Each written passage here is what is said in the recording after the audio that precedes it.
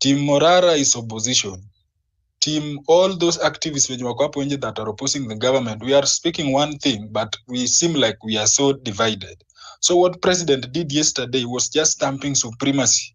The supremacy was not to show anyone. William Ruto is one guy who is always very firm. Like, he always want to prove, like yesterday there was something like he wanted to prove, like, everyone who is in his political arena who may think that in the future or may have a plan to challenge him. It was yesterday that he was sending a point and was sending a point home that the moment I appoint you to work with me, I can sack and eye at any time. The same message, that was also the message to the opposition, the people that he brought recently to the government, that even you have brought you to the government, I've given you the 4 CS post, but when you don't play my tune, I also don't play your tune. He was just like stamping. He was stamping something. There's something he wanted to prove by what happened yesterday. But I always say, like, this one should not always in any way interfere with our movement. Our movement is the strongest movement because this is the only movement that made. Yes, we didn't accomplish. I always say that we didn't accomplish, like, most of the things we wanted to be done were not done, but we accomplished. When we say that, my friend, we don't want that financial bill, he came and openly talked and disowned it. Yes, they have manipulated us along this time, and it is coming back. But the most important, there were some important things that we hinted on during that time, and we achieved them. So that makes us believe that Ruto, one thing that Ruto fears, let me tell you, Ruto does not fear ODM right now because ODM is in his shoulder. So the only problem Ruto has outside here is this movement that is outside here. This movement, I might laud it for now because this movement is leaderless as we talk right now, which has really given this man headache, like, which person can I approach to silence? The only headache that William Ruto has right now is to silence us. When Ruto akituingiza tu box hivi, is good to go.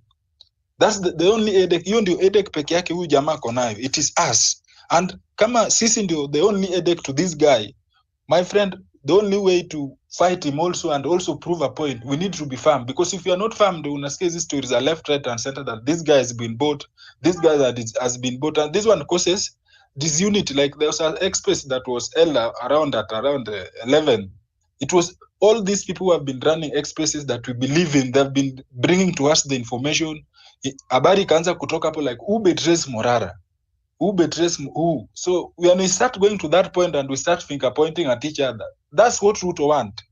Ruto does not want expressing sisi wote tunaelewana with one common thing, and that's why we always say it's very smart. I can't differ that this guy is very smart, because the moment we are divided, then he sails away with most of the things we want to do, because we can't say that in the parliament, like right now, something can be taken and we believe that it will fail to pass. It will just pass like what happened yesterday. The way they ganged up yesterday. 1 minute. Yes. So in my 1 minute, I always just hint on unity, and I believe that William Ruto cannot overpower the genzs. And genzs have always, most of the time, hinted that let's put genzs in this way. Genzs right now is not an age bracket of 1997 to this year. Gen Z right now is someone who in what our movement believes in. If you believe in what we are fighting for, you are a Gen Z, whether you are a 60 years old, who reason the way we reason, you are in our movement. So, guys, let us not play like we are despairing, like these guys are outsmarting us. We should not, and that is something we should not even think about. Let me put it at that point. If I get time, I'll still continue. There's still a lot of time up to 8. Thank you. Yeah, sure. We actually end at 9 p.m. So, General, don't hang around. I just want to hear from the rest of the other speakers. Victor Kura, how are you doing? I'm fine, Pipi. Thank you. Thank you, Pipi. Thank you, DK Gift, for hosting this space. It's been a minute. And first of all, I'll talk to this in two perspectives. Post 25th June and pre-25th June. Earlier on, if you can recall, it was the government was chasing shadows. Like a week to 25th, they were chasing shadows. They were kidnapping in pursuit, looking for who is the real brain behind behind these maandamanos. But it came out clearly that it was just an element of surprise. The government was caught off guard, and people were united behind a cause. People were united behind a cause that couldn't be derailed by just some few kidnappings here and there. And a week to, like 2-3 days to 25th, I remember chatting with you, PP, in a different platform. And I told you, wow, what has been happening recently is shocking, because it's like the government was going on overdrive. Walikuwa wanatia bidii sana kuweza kuskato li maneno. Infiltration happened. Those who are in multiple groups huko mobilizing kwa ground wanajua infiltration happened. The communities, some of them were disbanded. Some guys were twisted to being sued on incitements na nini, a lot of hivi huku na kule. And going into 25th they had to mobilize last minute ile kutuma goons nini. Yes, the protests were already massive, they couldn't control it, but yes, they infiltrated it on 25th also. After that, what happened? The infiltration on 25th was happening to the essence that they wanted to kill this idea that, leaderless, whateverless, any partyless. They wanted to kill the borders. They were trying to ghost the genie, and they managed. Because if you look keenly, the discussion after 25th changed to, actually, we need to mobilize differently. We need to get a party. We need to get some form of leadership. We need to formalize. No wonder you could see the mobilization around NCCPA. Later on, Morara Kebaso coming up with Inject Party. And in essence, people found it relatable, because the population was struggling to, we need to unite along an idea. People coalesced around this. Some figureheads came up, leadership started forming, faces started being seen, and yes, we played right into their hands. Because the agenda keeps shrinking. The agenda keeps fading away. The agenda keeps losing momentum, and we played right into their hands. The reason why I say this, it reminds me of one thing I keep pushing: unite or perish. Unite or perish. Without unity, we'll be going nowhere. And the only way to unite is around a cause, not around a personality, not around personalities, not around parties. The only way to unite is around a cause, and a cause which is, we have a dictator, we have an unjust president, we have an oppression in progress, we have imperialists at hand, we have all manner of evils going on, theft, left, right, and center. And here it is. They've won in such a way that Waswahili wanasema ukitaka kumla ndovu mkate kwa vipande 1000. They've opened 1,000 battle fronts. Adani this way, Shif that way, Rigiji this way, usiguse mulema huku, blah blah blah. A lot of battle fronts. Mall this way, mall that way. Let's steer away from these diversions. Let's be keen and steer away from this diversion. Let's focus. Kenyans should focus.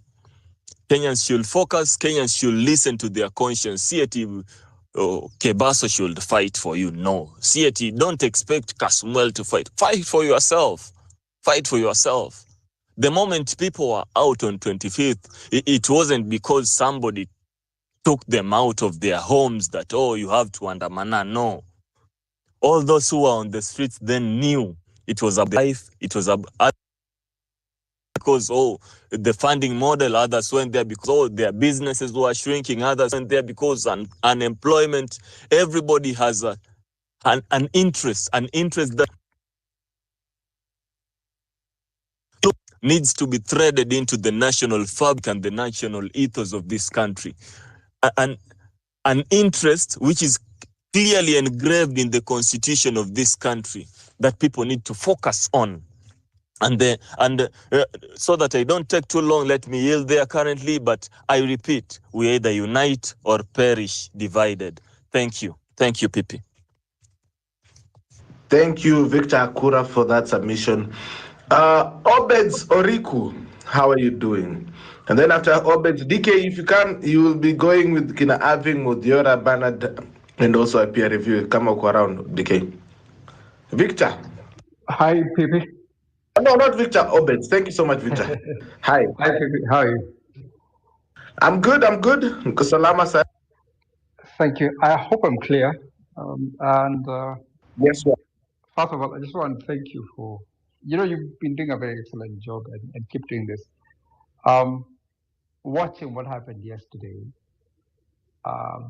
it has a lot to read and to understand. For people to know that a day in politics is such a long time. And at the same time, that sometimes you're given a very long rope to hang yourself. That said, when I look at what you say, who is your leader, there are so many ways to look at it. Maybe you're looking at who is the head of the revolution or the renaissance, as I call it, or who is our leader in this country, or generally, what is a leader? When you try to evaluate, the person who is currently in power is a man who is a tactical genius in terms of strategy and politically so. He's masterful. And I think he's partially grateful that the Gen Z protest happened. Partially, it has helped him to be able to hang Rigathi Gachagua. Now, this is going to be a very long, drawn-out battle, whichever you want to look at it. We are going to first test the Constitution, its limits, and what can be done and how it should be done. Even how the impeachment process was, there are issues around it. Because, for instance, you cannot have someone come to defend himself after you guys have discussed him without you having listened to that person's side before. Because by the time he was coming to the house, there was a conversation that had taken place the whole day. So there were issues around it. But that said, what people need to appreciate, so that I don't want to take a lot of time, I just want to just pick a few issues here and there. One thing that we must appreciate as people agitating for a change and a difference in this country is that nature abhors a vacuum. You need to have a leader, whichever you want to look at it. Even if you say you're leaderless and stuff, people must take responsibility in strategic key areas so that you can be able to achieve the plan that you have. It doesn't have to be in the open. The other mistake people have made consistently, our strategies have been made on the spaces. Remember, infiltration happens. Politics is not a religion where you try to say morality works and what. Politics is about interest. It's about what you want to achieve. You're getting into an environment that does not care how you achieve what you achieve.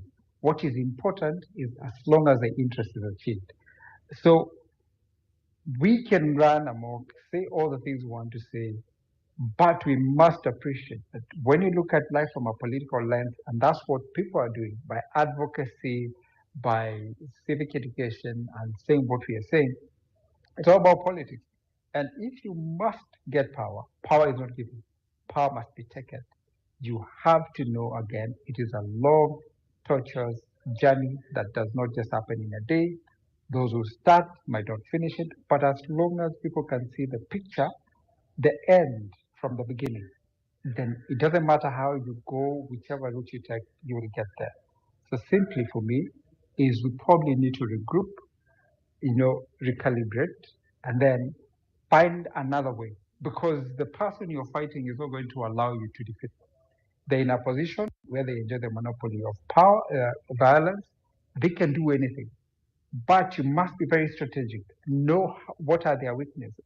Which are the ways to go around ensuring that you beat their weaknesses. If that is the case, then it's achievable.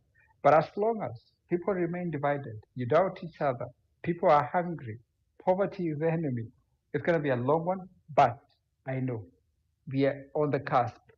And the things that are going on in the country at the moment is the status quo trying to maintain itself, and these noise and the renaissance is coming up and the digital period is helping. So there is hope, but it's not going to be easy, but it is possible. About people who come out to say they are the leaders and what. Remember, some people are in this for fame. Some people are in this just to ensure that they get identified and be called to the table so that they can eat. So if you want to have that savior messiah mentality that Kenyans have had to have somebody to liberate them, it's going to be difficult. This has to be all of us, hands on deck, everyone with their expertise and small part to contribute to the bigger picture. If we know that, then it must work well. Thank you, people. Thank you so much, Bwana Obeds Rico. All right. Pipi, asante sana. And before I go to, I know I have Avin, I also have Rasju who's just joined, Bernard, Muthiora, and also CIP. Now, before I go to you guys, let me just remind anyone who's listening to us, first time in a second hour of the show today, Home Run with Pipi. On this second hour, we get to start off our topic. Lakini pia tumekuwa tumewaka moto, ile tunaitaga kuwaka moto kama dragon.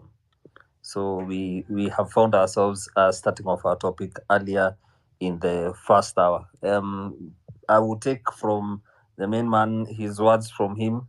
Home Run with Pipi supported by you, who is listening to us every day, every other hour, Monday to Friday. So if you like the work that is being done here, tafadhali do feel free to support us on the tip jar. That's 0721 948 229. Thank you very much. Nitaanza na Avin kwanza, then after Avin we'll go to Bernard, go to Muthiora, Ipia, and then finally to Rasji. Avin, good evening. I hope you can hear us now. Well, I can hear you very well. I just hope you can hear me because of where I am. Yeah, yes we can. Please go on. All right, thank you. Now, in this journey of ours for change, we often come across different types of intelligence in leaders. Some are smart, others are crafty. But there's a key difference between the two. Being smart means having the ability to solve problems, to think critically, and to understand complex issues with clarity. A smart leader uses their intellect to uplift others and create solutions that benefit everyone. It's about honest decision-making that moves us forward. So smart, the word smart always has a positive connotation to it. And if there's no positive connotation to any leader, then I cannot call them smart. However, being crafty is different. Craftiness is cleverness used for personal gain, often at the expense of others. A crafty leader might manipulate or deceive to achieve their goals, prioritizing their interests over the common good. This is not the kind of leadership we need. But leadership in itself is essential in our movement. Why? Because without a leader, it's very hard to mobilize people. It is also very hard to gather resources needed for success. A leader brings vision, coordination, and strategy to the table. They unite people, organize efforts, and provide direction. And they ensure that everybody is working toward a common goal. And even I've come on this space multiple times to criticize Murara, but I've always maintained that I can criticize him and still support him. Because based on the criteria I've mentioned, he is a leader in this movement. There's no dispute in that. He's been able to mobilize people. He's been able to gather resources that's needed for success. And he's also provided vision, coordination, strategy, and he's also united people. And guess what, guys? Based on that same criteria, Casmuel was also a leader in the movement. Unfortunately, we've said he's no longer a leader. But then, that's why I say it's important to understand that leadership is not a bad thing. And it's necessary so long as the leader remains beholden to the people or to the party they represent. We did not want interactions with members of the political class, and when Casmuel did that, we said we can no longer ride with you. So, but when a leader is accountable, when they listen to the voices of those they serve, their power is not a threat but a tool for collective success. They help us gather resources and mobilize in ways that would be impossible without such a figure. Now, me, to answer the question of who is my leader? My leader is Senator Okiya Omtata. This is someone that I did my own research on personally and realized I'm actually a fan of what you've done. I've had the privilege of, when I called him, he answered. I had the privilege of speaking to him face to face. And I said, this is someone that I can trust for now.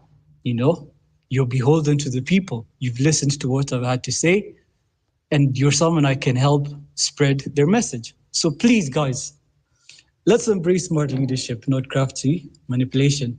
And let's always make sure our leaders remain accountable to us. We don't need to complain about, oh, we're leaderless. There's nothing wrong with having a leader. Let's just make sure when it's time to hold them accountable, we hold them accountable. When it's time to ask them to be transparent, they are transparent. If they fail the criteria, we drop them and move on. Because there have been people in this movement that have stood out. Pipe himself has stood out as a leader.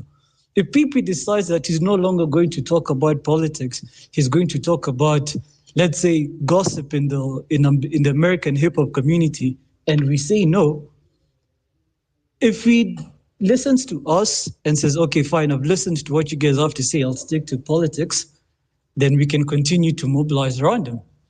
If he refuses, we can just move on. So God, there's nothing wrong with having a leader. Please, let's all agree on that. Thank you. And my leader is Senator Mtata. All right. Asante sana, Avin. Thank you very much, and a lovely evening to you too. Bernard. Good evening, Bernard. How are you?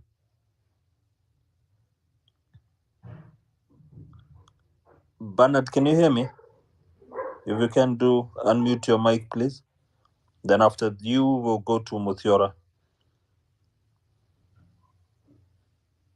Okay. Muthiora, are you there? Let's go with you first. Habari ya leo? Safi sana, nashukuru kwa hii nafasi ambayo umenipa. Sijui kama nasikika vizuri. Nipe hai kama unanipata. Nakusikia. Safi, naomba nijitambulishe kwa majina. Mimi ni Muthiora Kariara, former presidential running mate. Hiyo ilikuwa 2017. And in 2022, I ran for president. Why I have made that introduction is because I've seen a lot of young people feel ashamed to say that they are interested in the politics of this nation. Imekuwa vigumu kwa watu ku-own up kwamba mimi ni mwanasiasa. Na mwanzo kabisa, ningependa kusema kuwa Muthiora Kariara ni mwanasiasa. Niingie kwenye mazungumzo ya leo, na nina jambo ambalo kwanza ningependa kurekebisha. There is a speaker here who said that according to our law or constitution, IEBC is required to be set up at least a year before an election. I would say that this is amongst the recommendations that were done. So it's not in law and it's not in our constitution that we must have a commission in place a year before an election, although that's considered to be best practice. So yes, we are late to have this commission in place because when they get into office too close to an election, they will not have mastered what needs to be done, and therefore they'll be easy to manipulate. You can imagine going to manage a process where you have a player like Raila Odinga who has been running for office for over 30 years. They clearly have an advantage. So let's first get that right. There has also been something with regard to the intellect of the current president, William Ruto. And there are those who doubt that he is smart. The truth is, William Ruto is an astute politician.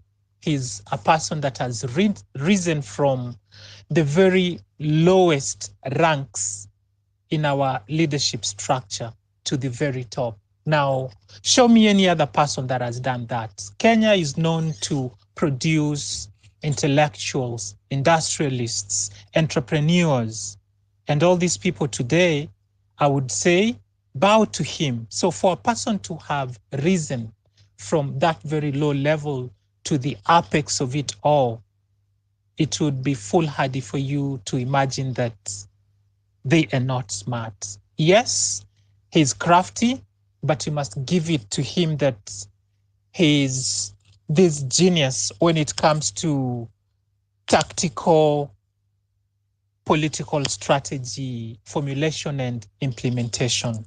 Now, I was on the ballot with him in 2017 as deputy presidential candidates. Of course, they went on to win that election. But then, how did they get elected? It was all about tactics. Talk about 2022. How did he outmaneuver those whom we thought had the system? It's all because he organized better. So let us not make the mistake to imagine that William Ruto is not a genius. He may be all those other vile things, but then when it comes to strategy, he's amongst the best. Now, that said, let's go to this movement that we've been working on to help yield this third liberation that must come so that every Kenyan has a chance. We've seen the infighting, and the infighting is because sometimes people want to own a movement. No one can succeed in that effort. It's futile. We should not indulge in it. There'll be leading voices who will come and go. But as long as we keep our eyes on the ball, we are on course. We know about Caswell, and we know that he played his role. He helped to galvanize people, to show people that we can do this. And he served his purpose.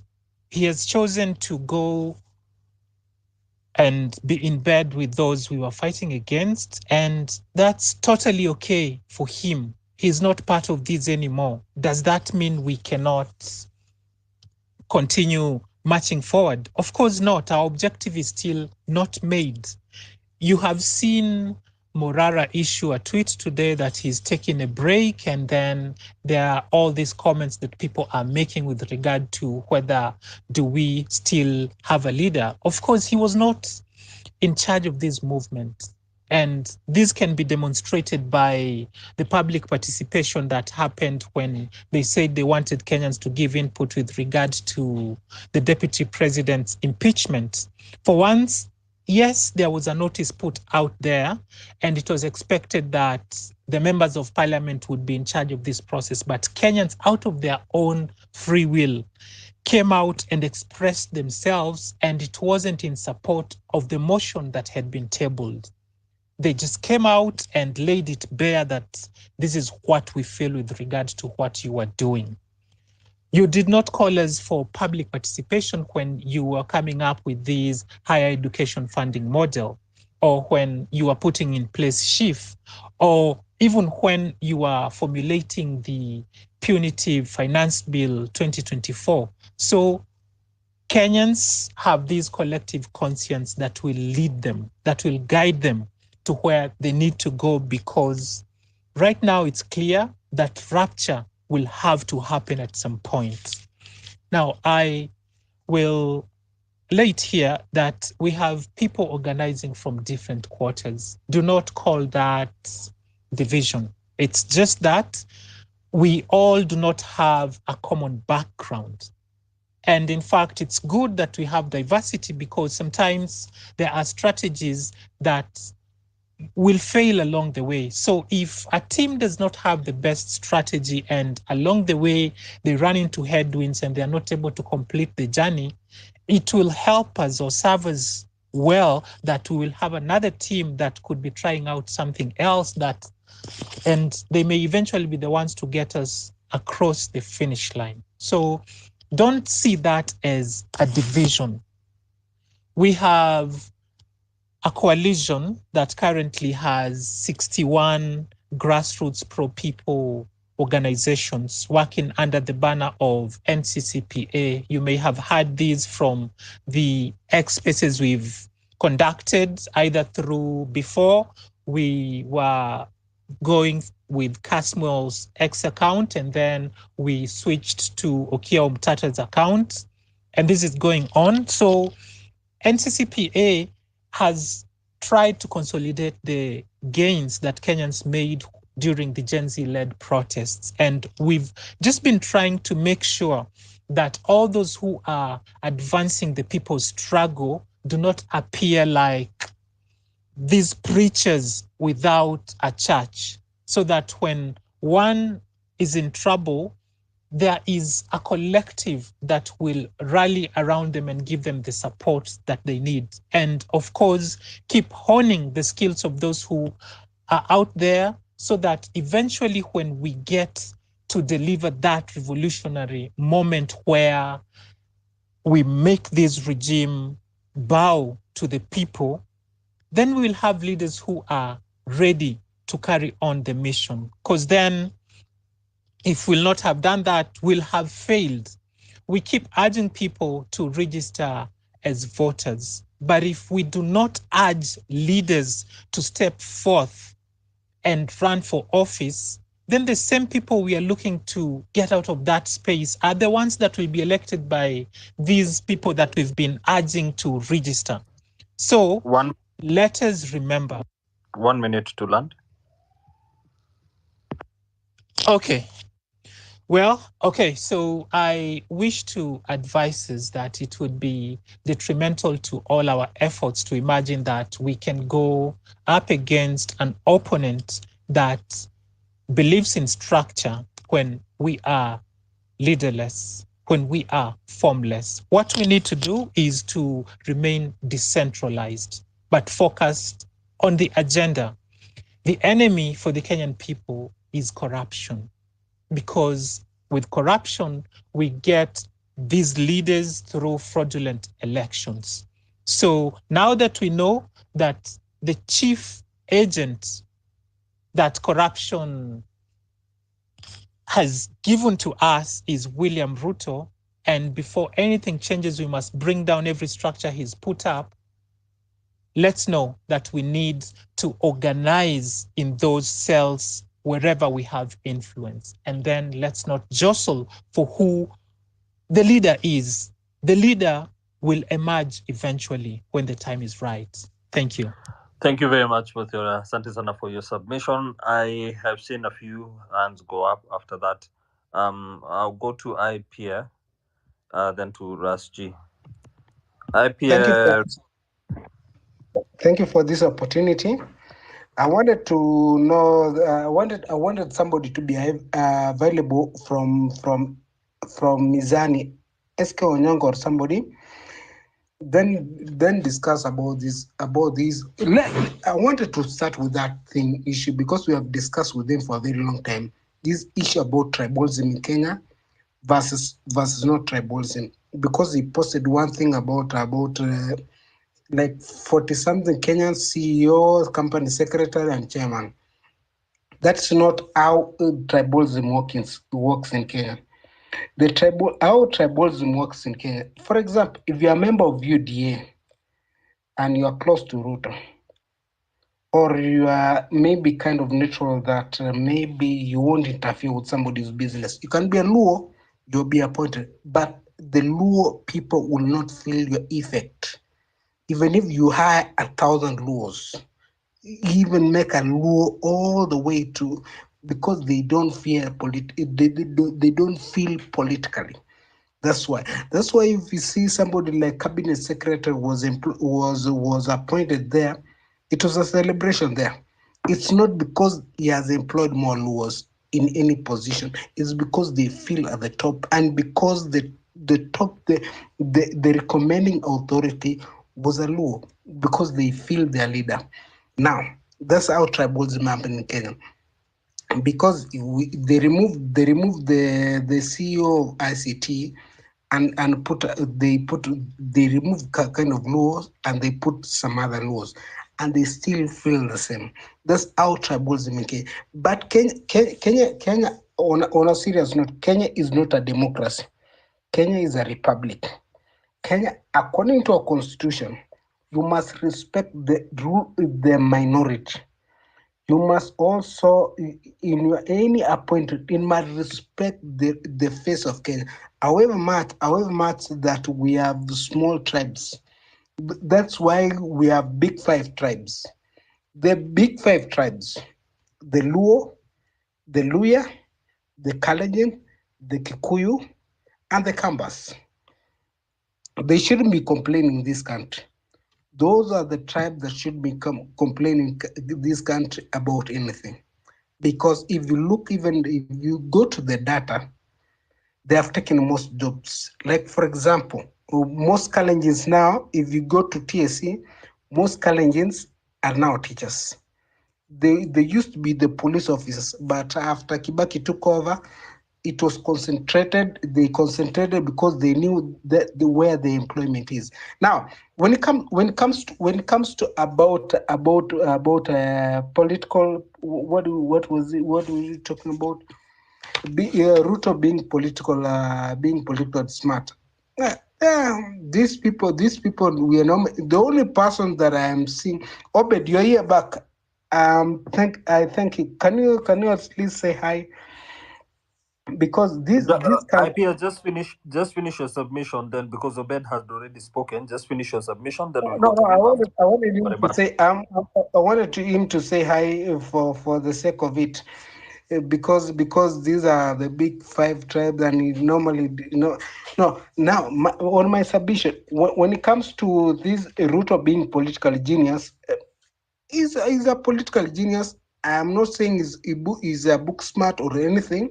He's a political. That guy has lived for a very long time in politics. He have learned from both the Moi regime to the. In fact, he survived an impeachment when there were Kimunya was removed, but he wasn't removed. So this guy has survived that thing. So according to the way I see, he appeals the emotion and he reacts. He acts before he reacts. He acts before. But like for now, like people like Madiora. Madiora are selling you something like what do you call it? What do you call it?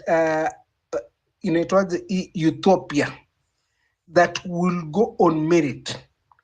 There are people following Mathiora, who was vice president, somebody who could speak very well, but there are people following him, and there are people from all communities. He must balance one day because he must speak from this community, and will get people following him from every community. Who do you think you'll pick? You'll pick from his closest followers first, because if you leave me maybe as a Luo, maybe as a Kamba, maybe a Makamba, because I've been there supporting you, doing mobilization and everything, Madiora leaves me. I know, according to the recommendation of the cycle of the people who will be trusted, Matiora from the cycle, I'll be recommended. But will I be the most competent? Maybe not. That's why there exists something called civil service. But I want to finish my submission by telling Obeds, thank you for Mizani, and thank you for Pepita for giving everybody a chance. I want to thank Pepita and Mizani for giving everybody a chance to air their opinion. I want to learn there. All right. Thank you very much, IPA. Most appreciated. I will give Obed a chance later for a submission after Luca. But for now, let me go to Rasji before I also share one point of view. And also, please remember, our topic for today is with regards to who you view as your leader. I know some of us have also walked in at a point in time where our conversation was somewhere about just we touched something somewhere with one of the speakers who spoke about Ruto being a smart leader. And so the conversation went towards the political geniusness and all that. So that was not the main topic. It's just been what we've been touching on. Of course, feel free to share something you think on the same. If you believe he does bear what you'd call political geniusness or something, if that's the right word, or not. But also do remember our topic is on who you believe is your leader. Ras G, good evening.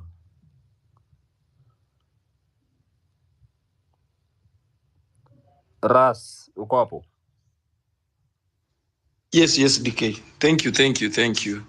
And thank you for directing the motion back to the topic. I think we had diverted kidogo. Now, speaking of leadership, and I think even the topics, I believe you've come up with it because of the current happenings. And we find ourselves, I don't say ourselves, but I think majority of people who are yearning for change. Kenya is desperate for change. Kenya is desperate for leadership, and we find ourselves in a crossroad. Yeah, but at this particular time, I would be very hesitant to point out. That is my personal opinion about anything to do with leadership and my leader. The reason is because Kenyan politics is very interesting, and there are times I'll wear I'll wear the political lens, because I think I've said before, those ambitions, they still stay with me. I'll still want to be a leader, a politician, if you can put it like that. At the same time, I would also want to see good governance and good leadership. So at times I can conflict into ideas na watu juu ya hiyo kitu. But most important right now, Peter and DK, we are looking at a country where there is politics. It's pure politics. The administration took in. We have not seen leadership. There is no leadership. It is politicking right from day one until to this very moment. It is politics that is playing out. We've seen politics in a very serious issue, like the impeachment of the person of the statures of the deputy president. I think we are setting a very bad precedent. We all agree that Gachagua from the onset was a very bad choice. Even the constitution itself did not allow the statures of William Ruto, Rigathi Gachagua, the likes of Uhuru Kenyatta. We knew very well the constitution, they did not meet the threshold to be in those leadership position. But we went ahead. So currently we find Kenyans find themselves in spaces where everybody is giving ideas and they are just shooting left, right. Tunajipata tu kila siku tunaongea kuhusu strategy, ideas, and somebody has said it, na nimeona mtu ameandika hapa, William Ruto thinks William Ruto can be even 2 years ahead of us. Not because William Ruto is a smart politician. Not because William Ruto is smart, as many would want to believe that. The reason why William Ruto is strong is because he has amassed enough. Corruption has greatly rewarded William Ruto to an extent he is ready to compromise good souls that mean well for the country. And we have seen it very lately. We have seen it, how he has made the whole movement be infiltrated. We've seen how opposition came in to even salvage the government of the day that was sinking. All those tactics, they are William Ruto, because he has amassed enough. He has the corruption. We must agree as a nation, we only have one enemy. And one enemy huyu mwenye tunajaribu kutackle, he has all the courts, he has all the clothes. When he comes to lecturing people about democracy, William Ruto will wear the jacket for democracy and lecture you about democracy. But deep down, anajua vizuri, hamaanishi yo democracy. So where do we move really, Peter, from here? Especially the past 1 week and the happenings that tunaona hapa katikati. I find it difficult when Kenyans of goodwill demand some answers from some quarters. When individuals pop up and crop up as leaders, we are not saying that what is happening currently ni ya kwamba people have refused to allow the revolution bring out leaders naturally uko mbele. We started so well.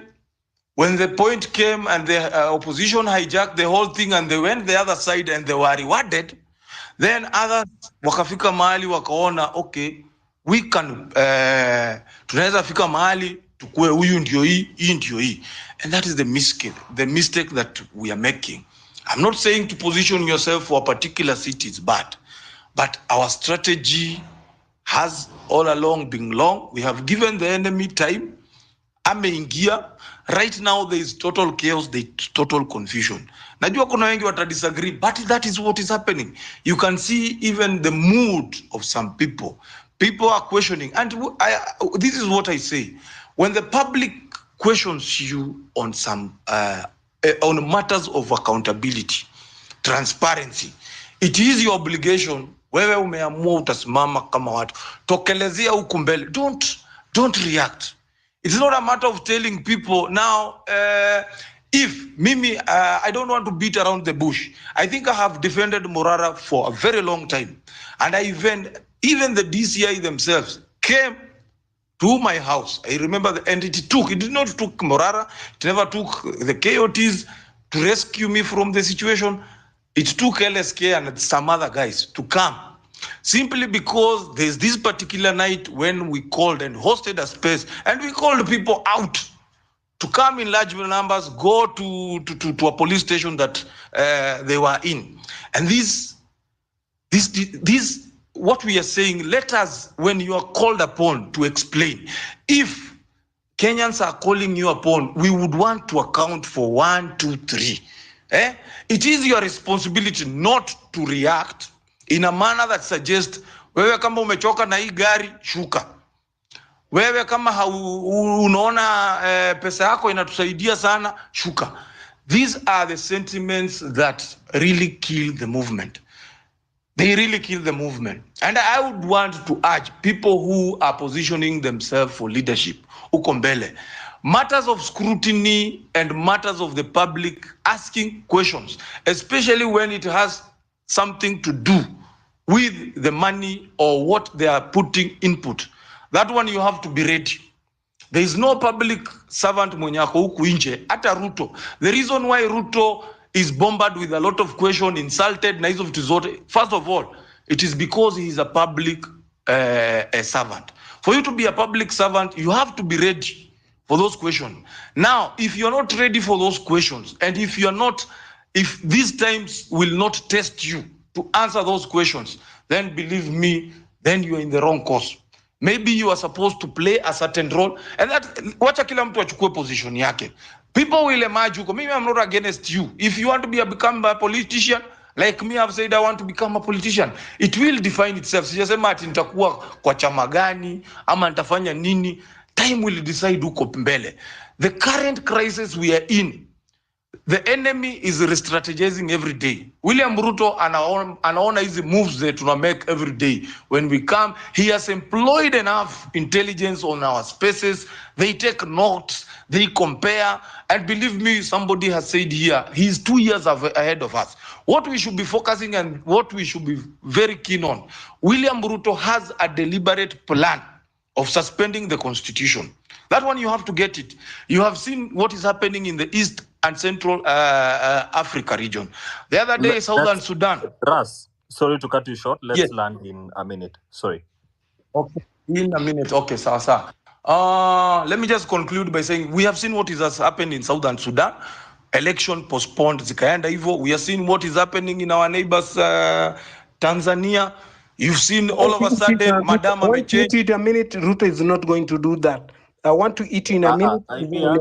Pia hivyo ndivyo utaenda nyumbani. Yani spokesman wa nani hapa? Okay, nishampeleka kwenye anafaa. Continue 1 minute Rasji. Okay, so thank you, Pipita, for protecting me. What I'm saying, it's just an observation that I've seen. William Ruto and export the bad manners to the East Africa country. And you can see there is a very deliberate move. The reason why in Mesema there is a possibility of the constitution being changed. We saw the behavior of the MP House.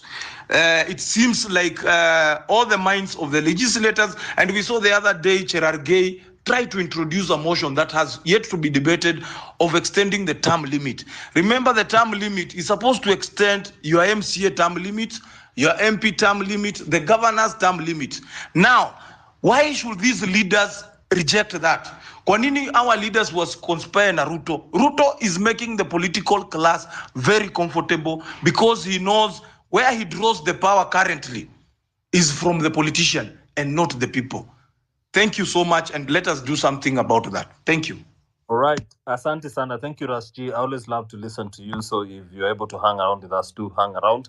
I want to be able to say something very quickly before I hand it at the top of the hour for our regular junction of the day. And then after that, we'll speak to Obeds, and then we'll speak to Luca, if that would be good. I just want to say this as I give it to PP. And like I said earlier, our discussion today, and you'll hear it even in the junction, is with regards to who is your leader. And there has been several mentions somewhere in between as we were speaking to the last few speakers over the last hour with regards to the experience that has come with the man in power right now. And while we go on with the discussion, I just wanted to close that we had in the last hour by actually reading my last tweet today. During my free time, I love to do some writings. I call myself good with words, so I love to do some writings. And today, during a space in the morning, I came up with this, among other things that I also tweeted.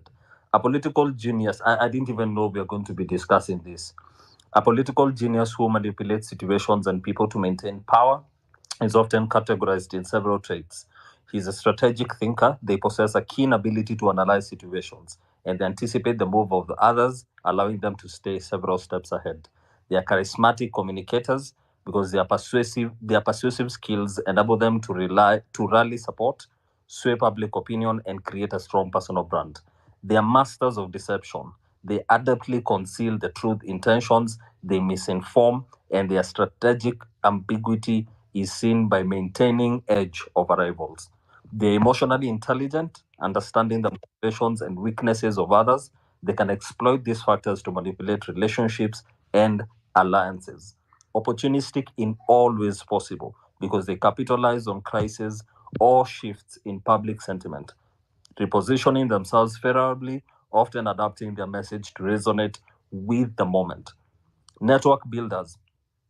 They cultivate a wide range of connections. They form alliances that can be leveraged for support or information.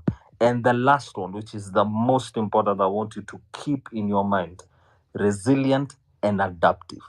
In the face of setbacks, they quickly recalibrate their strategies, showing an ability to thrive under pressure. And I only have one question for you as we go to the top of the hour. Does any of that sound familiar? Can you send me the link? Thank you very much. Can you send me the link Nitakutoa kwa for hii that? show kwa sababu ya kufungua mic, and this is not a statement, it's a warning. IPA, please keep that in mind. We like to keep the decorum of allowing whoever is speaking. If you'd like to say something, even request me of something, please put your hand up like Luca, Juza have been doing. Thank you very much for listening. It's top of the hour, 6 p.m. This is Home Run with PP. Pipita to you. Jamani, mi sipendi kupandishwa pressure na ndo tumeanza siku. Hey, I've already had a 20-hour week without even going here. This is Home Run with PP. That aside, IPR review is going to learn a bit of decorum before addressing us here on Home Run with PP. This is, of course, not a market. Yeah. Ladies and gentlemen, welcome to Home Run with PP. It happens here each and every weekday from 4 p.m. to 9 p.m. We do not take breaks. We'll be here tomorrow as well. Siku ya mazingira, tutakuwa tu hapa. Of course, Kenyans, pandeni the right meat when you go out there to do the mazingira thing. But that is for another time. Yeah. Now, today, I want to speak again candidly to Kenyans. In the year 2002, we came together as Kenyans to put out an end of the dictatorship that was Moi. Kenyans were united. By then, we never knew who was Kisi, who was Kuria, who was Jaluo. We just knew one thing. We were Kenyans and wanted that tyrant out. Then it came to 2005, when that when the Constitution Amendment came. Now I have the what we call the advantage of coming next from Migori County. So in Migori County, if you watch the news, there's always a camera there for clashes after election, anything. There's always a camera there. Maandamano, and the road to access my up country is actually the Migori Sirari Highway. So they actually block the road to our home. So we always know when politics is happening. Now in 2005, the country was divided right into the middle. Now the parliamentary system of our country has divided our country into regions and balances. Sometimes are balanced by parties, sometimes balanced by tribes. Now, when these people come together, the leaders, they also pull various parts of their people. So there are people who support Kimani Ichung'wah, there are people who support Rigathi Gachagua. Everybody is supported by someone. So when 205 happened, kukakuwa na machungwa na kukakuwa na ndizi. One of them went and became PNU, and this other one became Orange Democratic Movement, and ODM Kenya actually ODM Kenya went to become ODM. That is a story for another day. Now, I want us to talk. Sasa, I only get this one time to speak on the show. When you look at 2005, that was the turning point of our country. Mwai Kibaki got angry. Jomo Kenyatta ruled as himself until he died. But he had handlers because he was an old man. Daniel Moi was a young deputy president, vice president then. And the handlers of President Moi, including the people who were very close to him, didn't want that succession. And when he got to the coup of 1982, it became so evident that Daniel Moi would have to change his tactics. He started trusting less. He consolidated a small circle of friends. He started having very weird tactics. Torture became the way of the day. And he made a one-party state. Does that remind you of, does that ring a bell? So today when I'm asking who is your leader, I want to talk about the 2007 elections. In 2007, Kenyans were really tired with Mwai Kibaki. We always say, oh, Kibaki was our president. Kibaki was to be a one-term president. Wangapi wanakata? Wacha hata nicheze jingle tupate wenye watasema kwamba what? Kibaki was supposed to be a one-term president.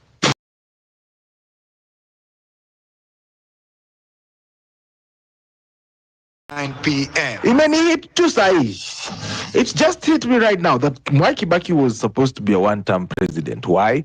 Because by 2005, when he fell out with Raila, the country became ungovernable for him. He had to reshuffle his cabinet. By 2007, he lost to Raila. They actually had to do a blackout Sarakasi so that he can be sworn in. So Mwai Kibaki was a one-term president. Okay. Now, by that time, we had already experienced the 90s, some fights in the 90s. In the 90s, we had already had people who had already had ethnic animosities. Wanapigana kwa sababu ya kabila. We had clashes in Molo, which were used yesterday to impeach the deputy president. Ladies and gentlemen, the reason why I'm pulling all these stories is for us to self-reflect. And this is me being candid. If we do not self-reflect now, we are going to burn. Now, when we got to fight in 2007, the Rift Valley was fighting with the people from Mulima, watu wa Mlima wanapigana na nani. But do you know who really lost? The common mwananchi, the people who cannot access their shambas right now in Eldoret. Wale watu walinyang'anywa. If we do not stop the hate, we are headed there. If we do not stop hating one another in basis of tribe, tunaenda huko. Wacha niwaambie leo. Let me say this. If you know very well, ukiandika tweet unasema Wajaluo, Wakisii, shame on you. Kwa sababu gani? At this moment in time, our country is on the cusp of being swayed in a very violent way. And if the people do not unite at this moment and shed off that tribal cocoon, we are not going to survive this. Look at the way the ground reacted to that. They might have downplayed it and also in Nairobi have sent goons to attack. But the truth of the matter is the people are angry. And at this moment, any seed that is planted in the hearts of the people, I'm afraid is going to grow. The reason why I'm asking us, who is our leader today, is because it has just hit me that we have hated on everybody. It means we are not ready for anybody. But if you look in any species, there is always a leader. So I ask us today, as we are getting to talk about sijui Mrima, sijui watu wa wapi, we need to stop this tribal animosity. It is dangerous.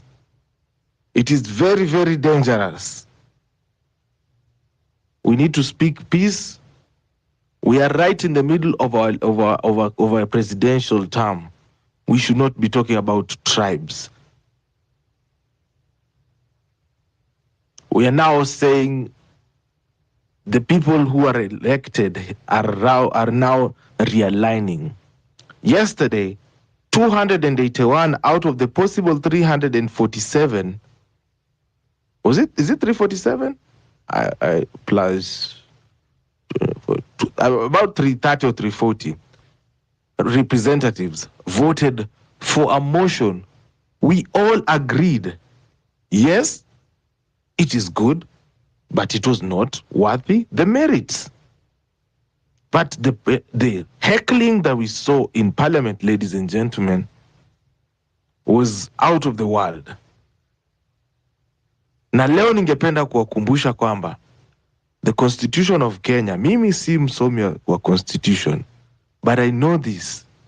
Kuna kitu inaitwa separation of powers.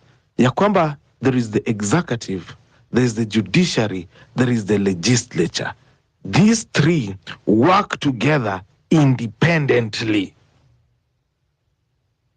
Yesterday, we saw the hand of the executive inside the clothes of the parliament. Today in the morning, in Senate.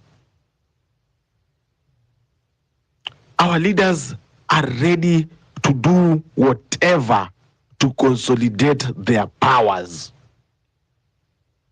We should not buy into their catastrophic games. That's what I'll say to on my junction. Our leaders should not you should not buy into all this. We are getting charged. Even when you look at our timeline, Twitter used to be chaotic on Sundays. Bring back Sunday Twitter. Right there, sasa ukiandika kitu yote Twitter, you get insulted. Utatukanwa hata na mamako, utaonyeshwa mambo mbaya. Twitter has been, and you know, the worst part is we keep on hating on each other without solutions. We are so ready to jump into conclusions, to jump into hating. And you know, the worst part about remembering that your tribe is that you forget when all this is said and done, the Kenya Revenue Authority only recognizes a percentage of your salary. And right now, it is more than 30% of your salary. Where is your money going? To Social Health Insurance Fund, which 104 billion shillings was put up to set up the system, which has already failed in 7 days. That is where your anger should be. But you'd rather get angry because somebody somewhere is said to be a mole. Where should be your anger? Your anger should be that right now you are paying taxes to pay people to sell your airport so that you can only use airports made by foreigners who you have known to have abused you with your mother every day when you work. Why do you use them as the marking scheme? And you know the funny part about having media and all of us having social media, when you look at the Rwandese genocide, the media was involved. When you look at the 2007 election violence, the media was involved. When you look at right now, when we are impeaching Rigathi Gachagua, the media has gone to Madeira, the media has gone to Nyeri, and they are making sure that they are using the most fire of words against President Ruto and the people. It is not about where that guy comes from at the end of it all. And in 2007, when Ocampo came out with a list, there were politicians, there was the police, and there was Joshua Sang, who was one of the media. And that is why, by me having this media space, it gives me so much responsibility of what we disseminate through these spaces, because we have the powers to ban this country. We have the powers to unite this country. It's a choice. And it's up to us, our people, to love each other. Every time I open this space, I don't know who is coming to my space. I have never said this is a Kikuyu space. I have never said this is a somebody's space. I'm not saying it is a bad space. But if you use tribe to separate, it is wrong. We all come from somewhere. You celebrate your culture. Mwacha mila ni mtumwa, lakini mwenye anatumia mila zake kuumiza wengine, yeye ndiye master. I leave it at that, ladies and gentlemen. That is my junction today. You are listening to... You lost it all, PP. You lost it all because you left one thing out, the spirit of the conversation. You brought everything out about the letter and who does what and does what. And then you are like, what are we dealing with? Are we dealing with the spirit or the letter of what is brought out that we don't want to ban this country? How then do we combat the Rutoism that is really creeping in to destroy what we are as a people? So even as the impeachment goes on, it's important for us to think and analyze and ask ourselves, is this a situation where we are losing ourselves to what is prescribed in law and all this, but the spirit of Rutoism is creeping in to destroy you and me? So as much as we analyze this game has shifted. PP, this game has shifted. DK, this game has shifted. This is about what spirit are we inviting to the Kenyan conversation about governance. Why? It's because the spirit of who dominates you, who can change your constitution, who can destroy your constitution, it is where we are. So yes, I agree with you. Your space has been extremely accommodative to some of us who are on the other end on this. But on this one, I am sorry, I'm going to fight to the bitter end to say that this impeachment is ill-advised, ill-informed, evil designed. And we'll get for me, I'm not even against it. I'm not even against. And my opinion today has nothing to do with that issue of whether the impeachment is good or bad, Bwana Justice. So me, I'm tu na mangumi za shingo. My point today is, let us be peaceful towards Obeds. Wacha kwanza recompose. Okay, let me say this. Obed, just wait. Sorry, Obed, just wait a minute. I was called. I'm actually coming to you, but I need to say something. And I'm not in defense of Pipita, but I'm just going to say it right now. Just as you may have some point you've said, but please, guys, let us just have some decorum at some point. You cannot just walk into as much as you have something to say, everybody has something that is burning in their hearts that they would like to also mention. When you walk into a conversation and you simply just take on the mic because you have something to say, I think it's a bit disrespectful and uncalled for. So please, tafadhali, appreciate the fact that there is also some other people who have their hands up and are also waiting to speak and are also pressed just like you. And justice, that one is to you, because I don't think I appreciate that personally. I don't like being in apologies. spaces. I'll drop down to listening. I apologize. Justice. Okay. No,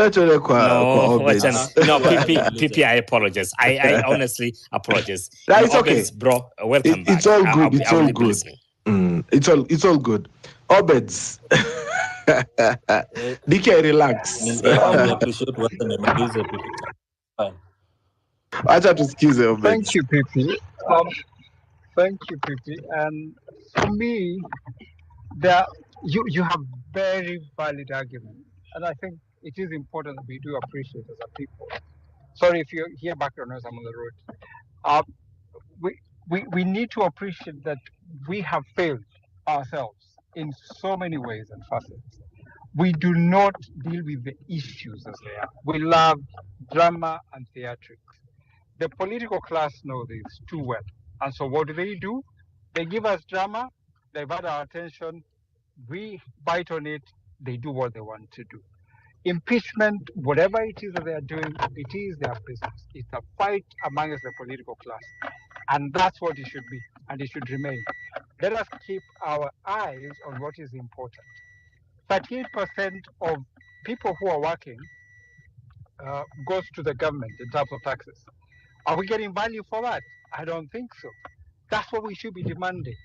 We shouldn't be looking at each other from our tribal angle. We are ethnic, as you say. By nature, people have to identify. That's why you're called Pipi or you're called Anthony. That's why there's DK and there's Jason. Why? People have to come from somewhere. But that shouldn't make you feel bigger or better than other people. What is important? As a people, we need to ask ourselves what we have agreed to be led by. The social contract we signed ourselves with the political class, is it working? I don't think it is at the moment. What we need to do, we probably need to sit and rework on that. However, while we do that, let us just know that it's not going to be straightforward or easy, because there is no politician who's just going to let you get into politics easily, or fight and take it away from them. They'll find means and ways to try and fight back. Remember, and maybe you see something very nice, especially when you're into about the historical context of how we ended up here. Part of the problem we have today in terms of the political coalitions is a creation of the man that we love and talk about the most, Mwai Kibaki. He stole an election in 2007, and he had to find a way to accommodate the people he stole from. So we have allowed bad manners, and we've also allowed theatrics to dominate what are essential and cloud what is important from us. Do we need to demand, and we must have better education, better health, and ensure that people can feed themselves?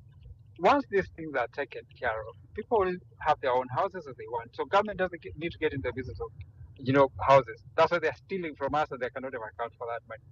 What we need to do, demand for the basic things, so that after that, everybody else is in a position where they can make decisions without thinking about their stomach.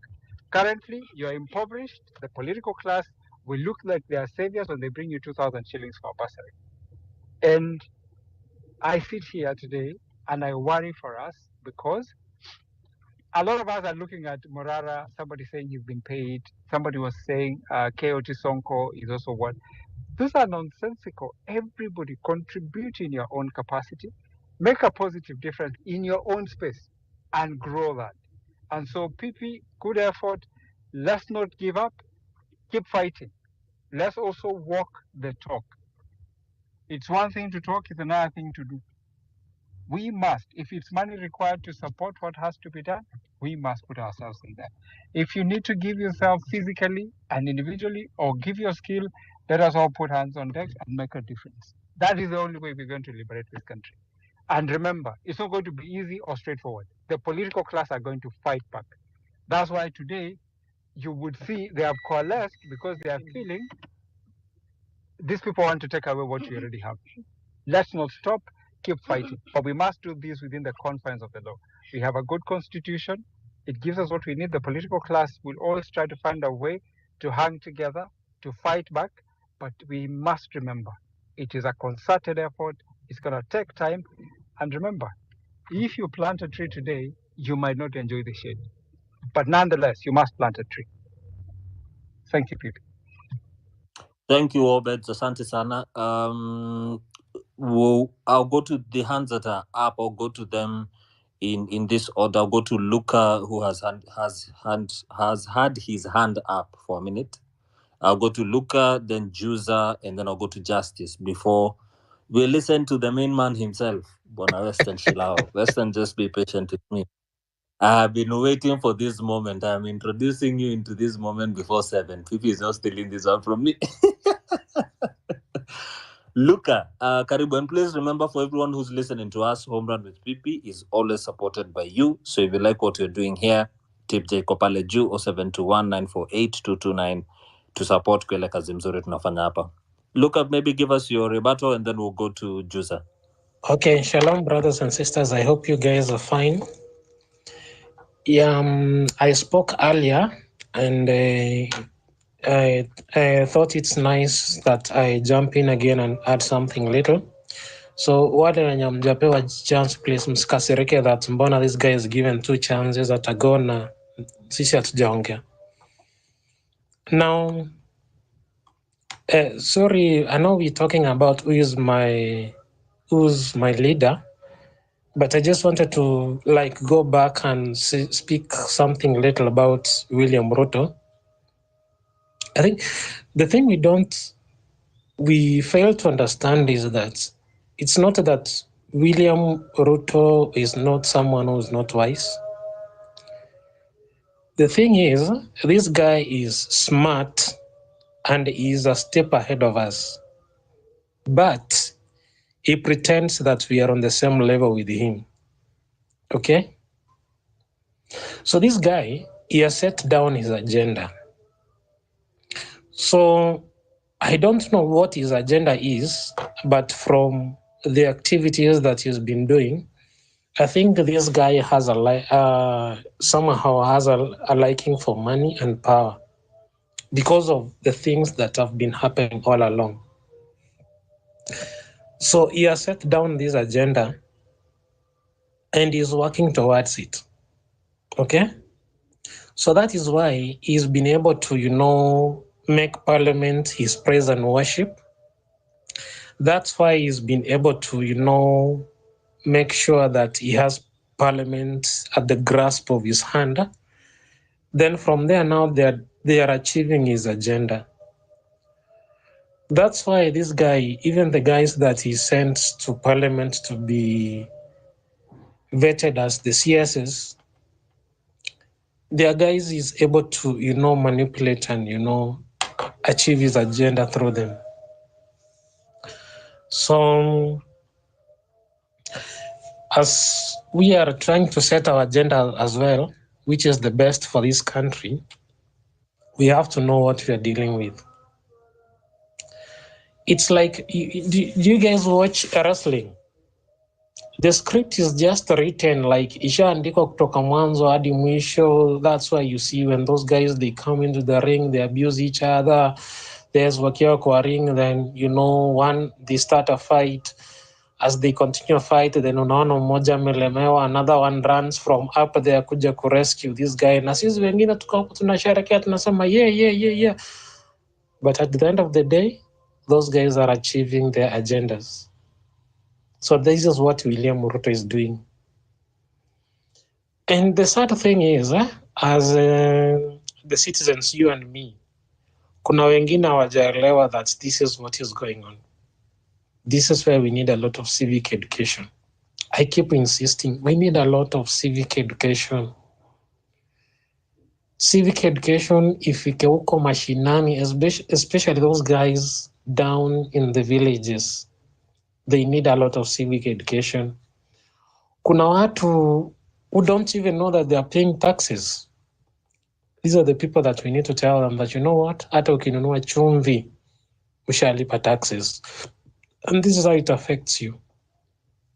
So this is what we really need to do. Now, coming to this idea of who is my leader, nadhani at this moment tusijiweke sana to the issue of the leaders. If we can first concentrate on civic education, I think we change first the people through civic education, then now we move to the agenda of the leaders. I think I might be wrong, but I think that might be the way that we can take this fight. Yeah, thanks. I yield my mic.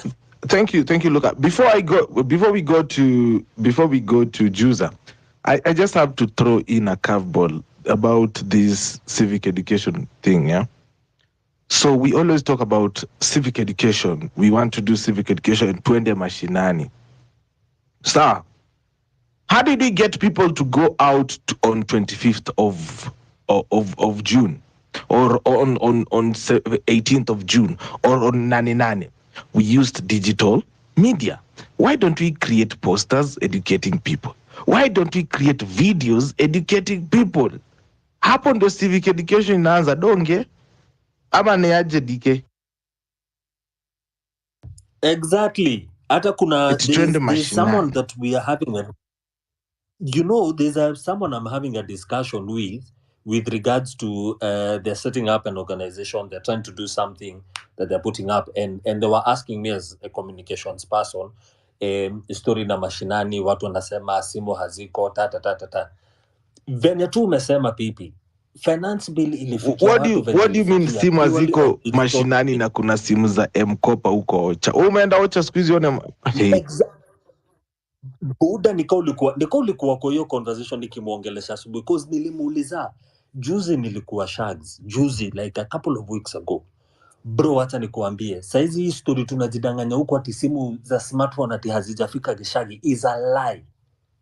Those people are walking around with smartphones all over. That means today, myself, in my expertise of knowing how to carry out targeted marketing promotions, that will go specifically to young men and women seated in a village in Mokoroine and other areas, it means I can be able to create one small write-up that continues the conversation of what is this we're saying, the civic education thing. Because the truth is this, yes, true, tuna need kwenda mashinani. Na lazima watu watoke waende. But how many times are we going to be able to go to mashinani? Maybe few, physically. But hii digital inaweza tufikisha huko. Wacha nisimamie hapo, nimeona nika nitaenda design nyingine. Juza, habari ya jioni. Salama sana, labda yako na everyone in the space. Tuko salama, tuongelesha. Thank you very much. Now yangu, I think tumeanza from a very wrong premise. The question is, who is your leader? And mimi personally, mi sitafuti a leader. I don't have a leader. I don't want to be led. Mi natafuta a representative. These guys are elected representatives. They're not our leaders. A leader nika a general who leads soldiers. Leaders are chosen. And leaders don't have to represent your interests. They can choose an interest for you. So a CEO is a leader. You don't have a choice in the decisions a CEO makes. No. They're chosen by the board. They're not there to represent your interests. So kama hiyo ndio format yenye tunataka, then okay. But if we're looking for elected representatives, then we need to change our mindset kabisa. Mimi sitaki mtu akijiita leader for me immediately. We start from a point of disagreement, because that means they can do something that I didn't elect them to do, because the subject version of a leader is a follower. A leader doesn't get a citizen. We're citizens. We're not followers. We're citizens. Now, citizens elect representatives. Now, just to give an example, someone like Morara, for example, that's a leader, because we didn't choose him for the Inject party. They created it, nini. But if we were to elect him to a representative seat, MP, governor, or whatever, he changes from a leader to a representative, which means ako hapo could represent our interests, and we can na our values, unaona, na our priorities, basically.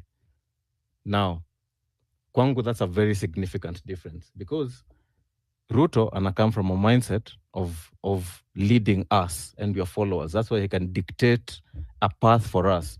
Na anashinda akisema how he's creating a vision for us. No. He keeps saying that he's creating a vision for a better Kenya.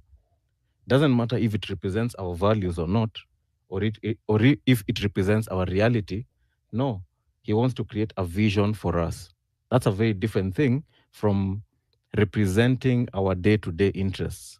Leo niko na njaa, I don't need an airport, for example. But yeye hajali about you, because he is there to implement his vision of how he wants our lives to be. So kwangu, that's a very significant difference. I don't know if there's any disagreement or agreement, which is okay. I think that's why these spaces are there, for there to be very good agreement or disagreement and conversations. So for me, I would want as many people as possible to change the mindset to representatives, so that we don't keep looking for one person. You know, we're keeping looking for mtu mwenye ati akona criteria. He's not a sellout, hajanunuliwa, hajafanywa nini, because we're looking for a Moses. Unaona, we're looking for a Moses to lead us to Canaan. Very wrong mindset. That does not exist. Unaona, even in the most advanced economies. Saizi in the UK, the Prime Minister is arresting people for social media posts.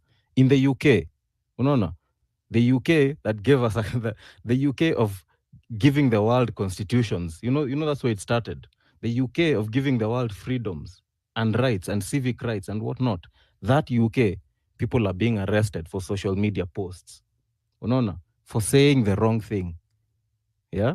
So let's not think that there are people who care about us, ama nini, and start thinking of ourselves as active partners in this process. Active partners with the people we put on that seat to represent our interests. Unaona? So that akisonga kidogo out of alignment, we can be able to correct and adjust. Unaona?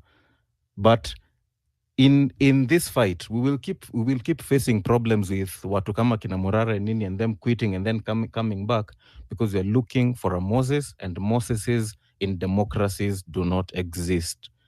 Moseses don't exist in a model like China, where you look for a supreme leader to lead you into some good future. No. But now, all of us here are citizens, and all of us are capable of taking these seats. Tunafaa kuanza from that position. In fact, if 2 million people arose today and decided they want to pursue these seats, I would be very happy, because then tutaanza more serious conversations about how to take over the whole system. But now we're looking for one person to lead us into Canaan, as if there aren't 1,600 seats to occupy. Unaona, juzi tuliangushwa na a parliament of 300 something people. Unaona, a parliament of 300 something people, which means we need 300 people minimum to occupy these seats. Unaona, and they need to come from somewhere. Na ni sisi, si watu wengine. So, that is my humble submission. It's interesting to hear all you speak. Thank you very much. Joseph, before you go, I'm going to pose a question to you, and I'd like you to answer it in just 30 seconds, and then after that, I'll go to justice for all. Yeah?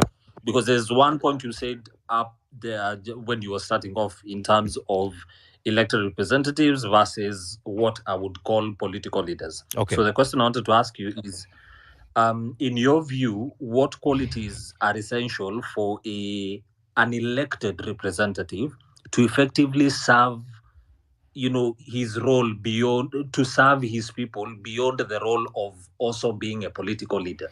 Is my question clear? Yes.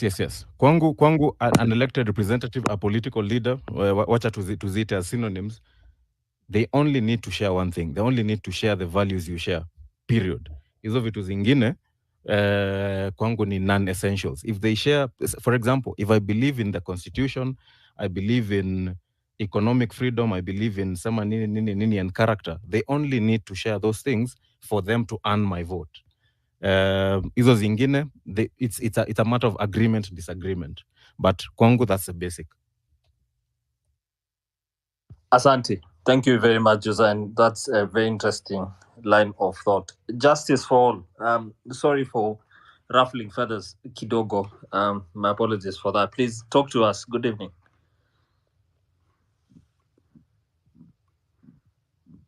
Justice for all. Okay. I'll go to No, I can try to give a quick sorry, DK, can you hear me?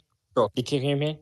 Yeah, I can hear you. Yeah, a very a good one, and I do appreciate the submissions from every. This is robust and excellent communication.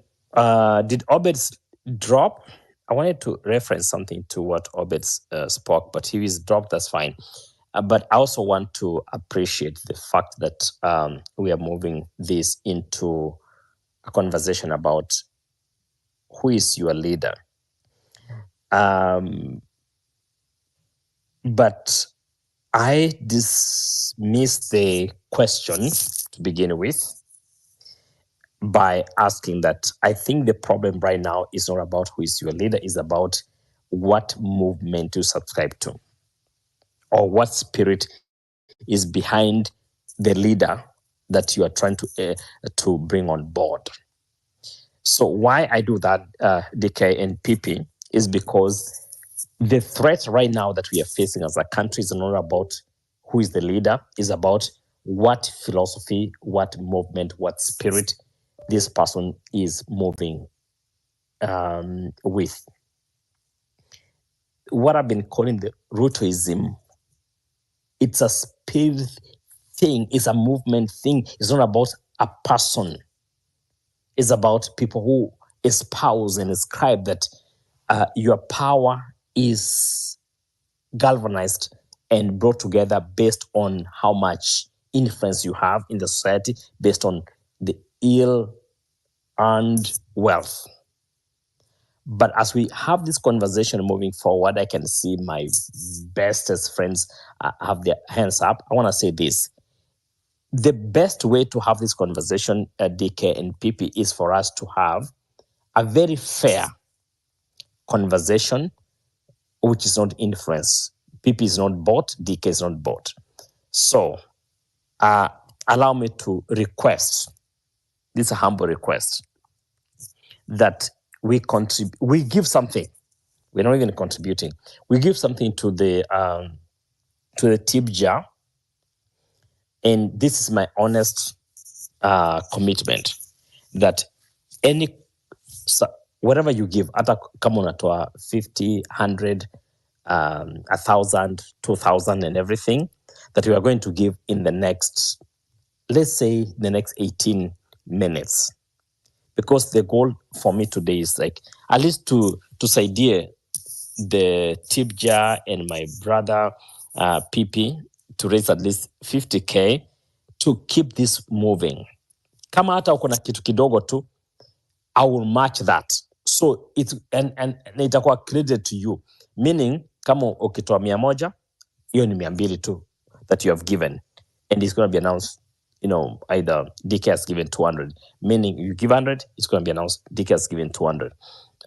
Kama ni CS Mzito, ukitoa 500, so CS Mzito umetoa 1,000.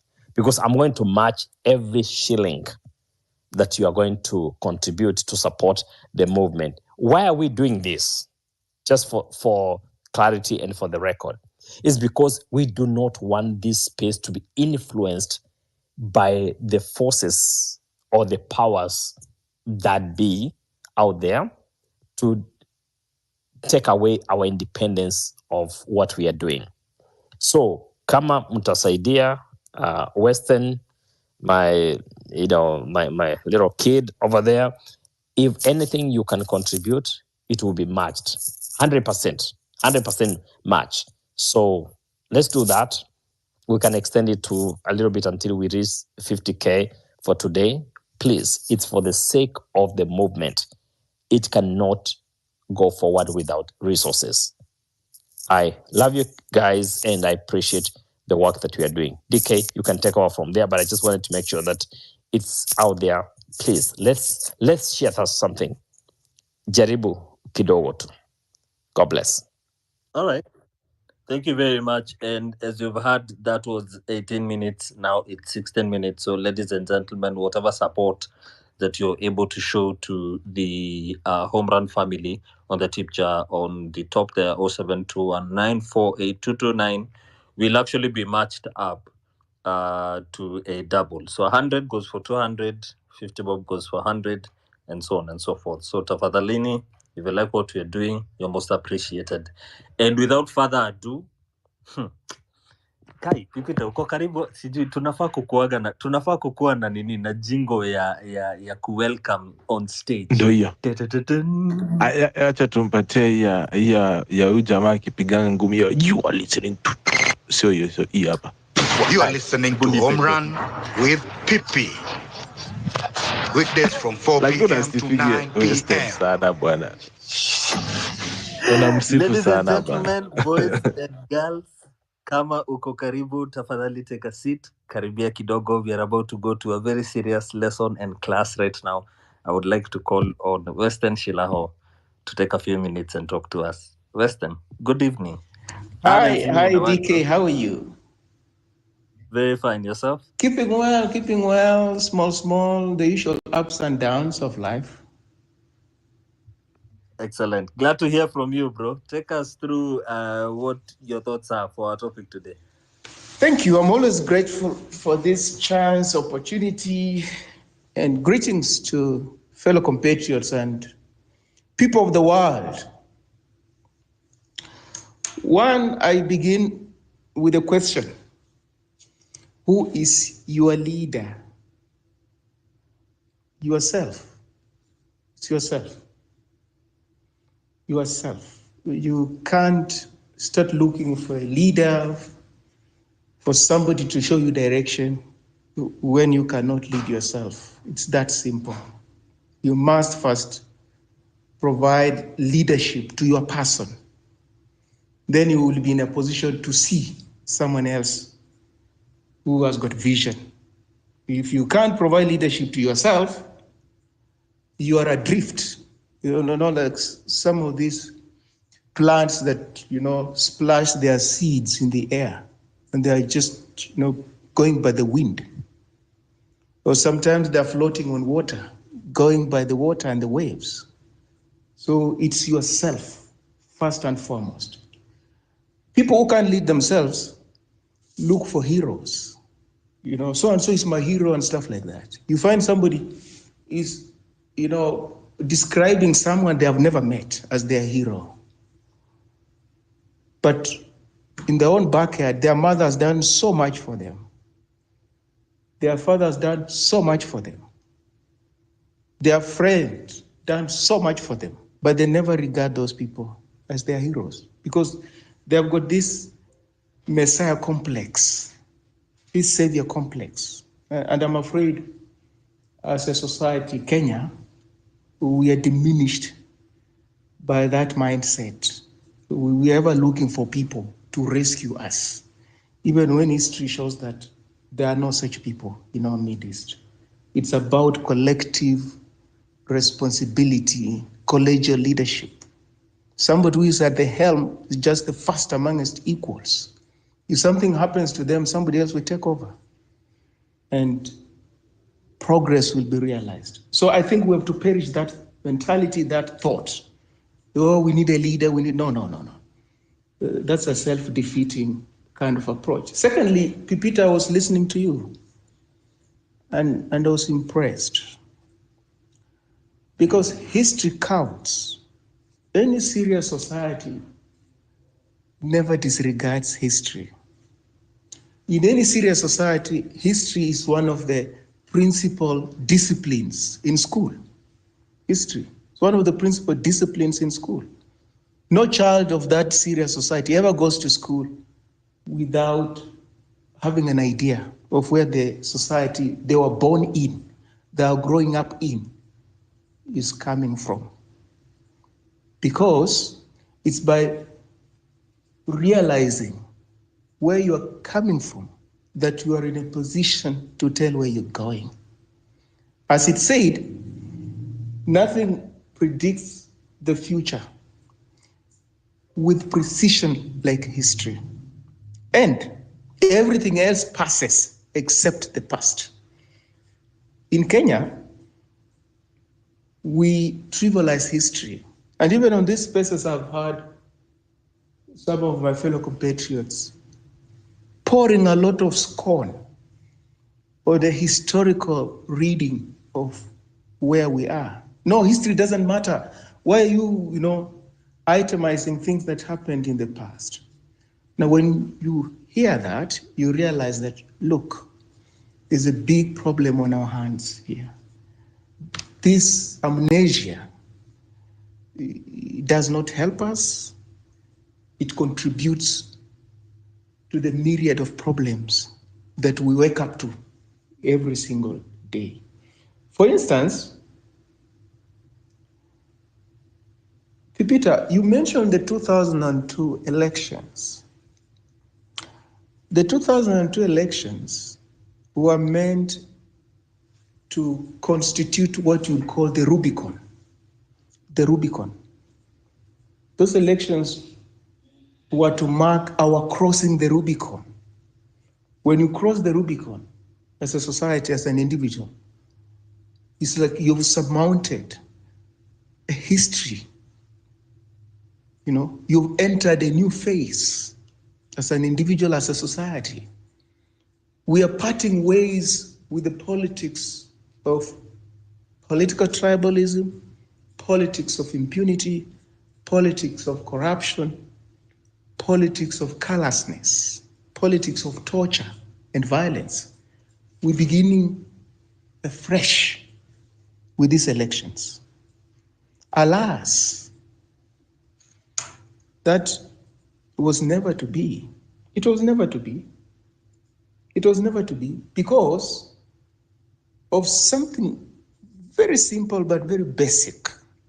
in interpersonal relations, trust, honesty.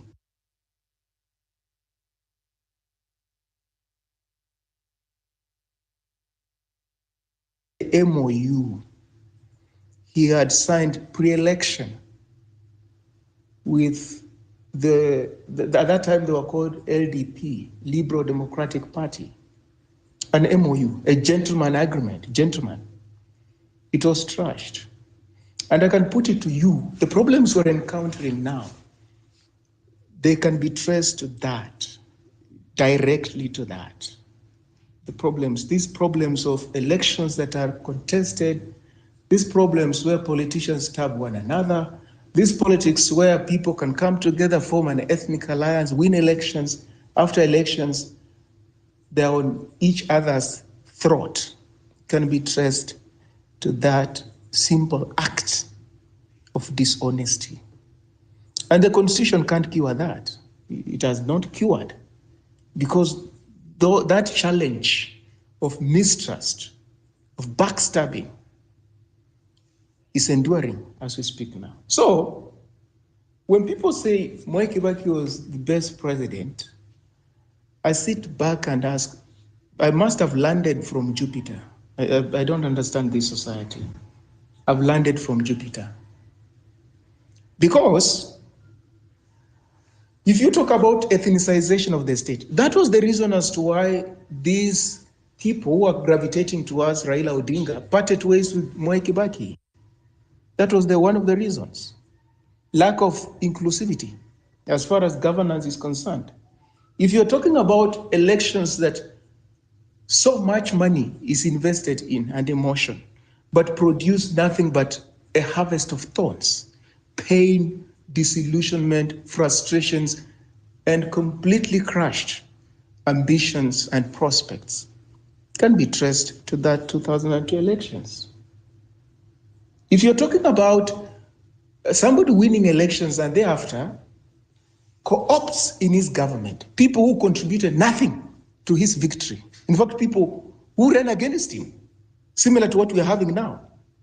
UDA, under William Ruto, has co-opted ODM or Azimio, whatever you want to call it, into the government.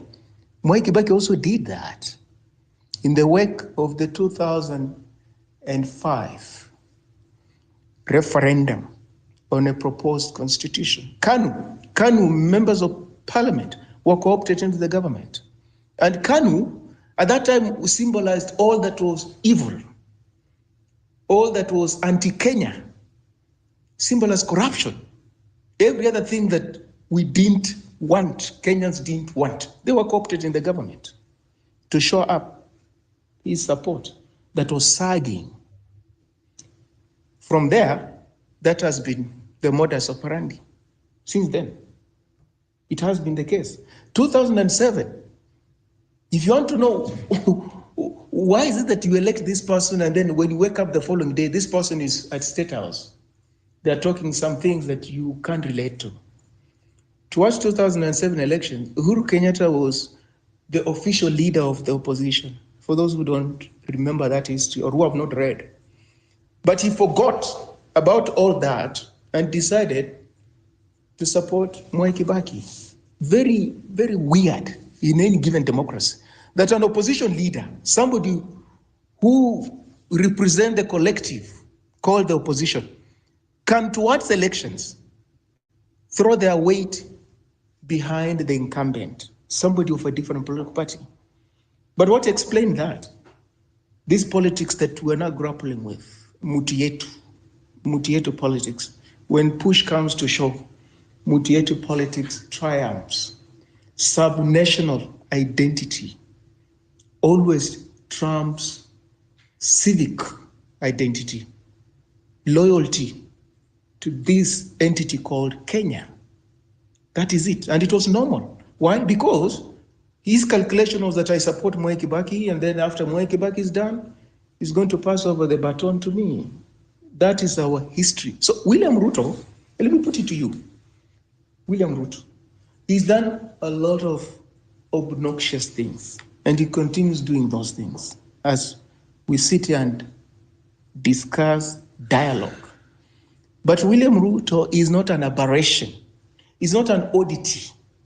He's not an outlier. William Ruto is quintessentially a Kenyan, not just a Kenyan political animal, a Kenyan, a member of the Kenyan society. I'll put it to you like that. But the temptation is to isolate him and say, this person here comes from Mars or comes from Vanuatu. We don't know this person. We don't know this behavior. Where is it coming from? This is not us. Well, that is the temptation. Why? Because we completely black out history. We completely refuse to appreciate where we're coming from and how our history affects our present circumstances and how it's likely to affect our future going forward. Hate, this hate that is now, you go online now, Kikuyu trending, Luo trending, Luya trending, Kalenjin trending. Look, because we personalize things, we do that a lot.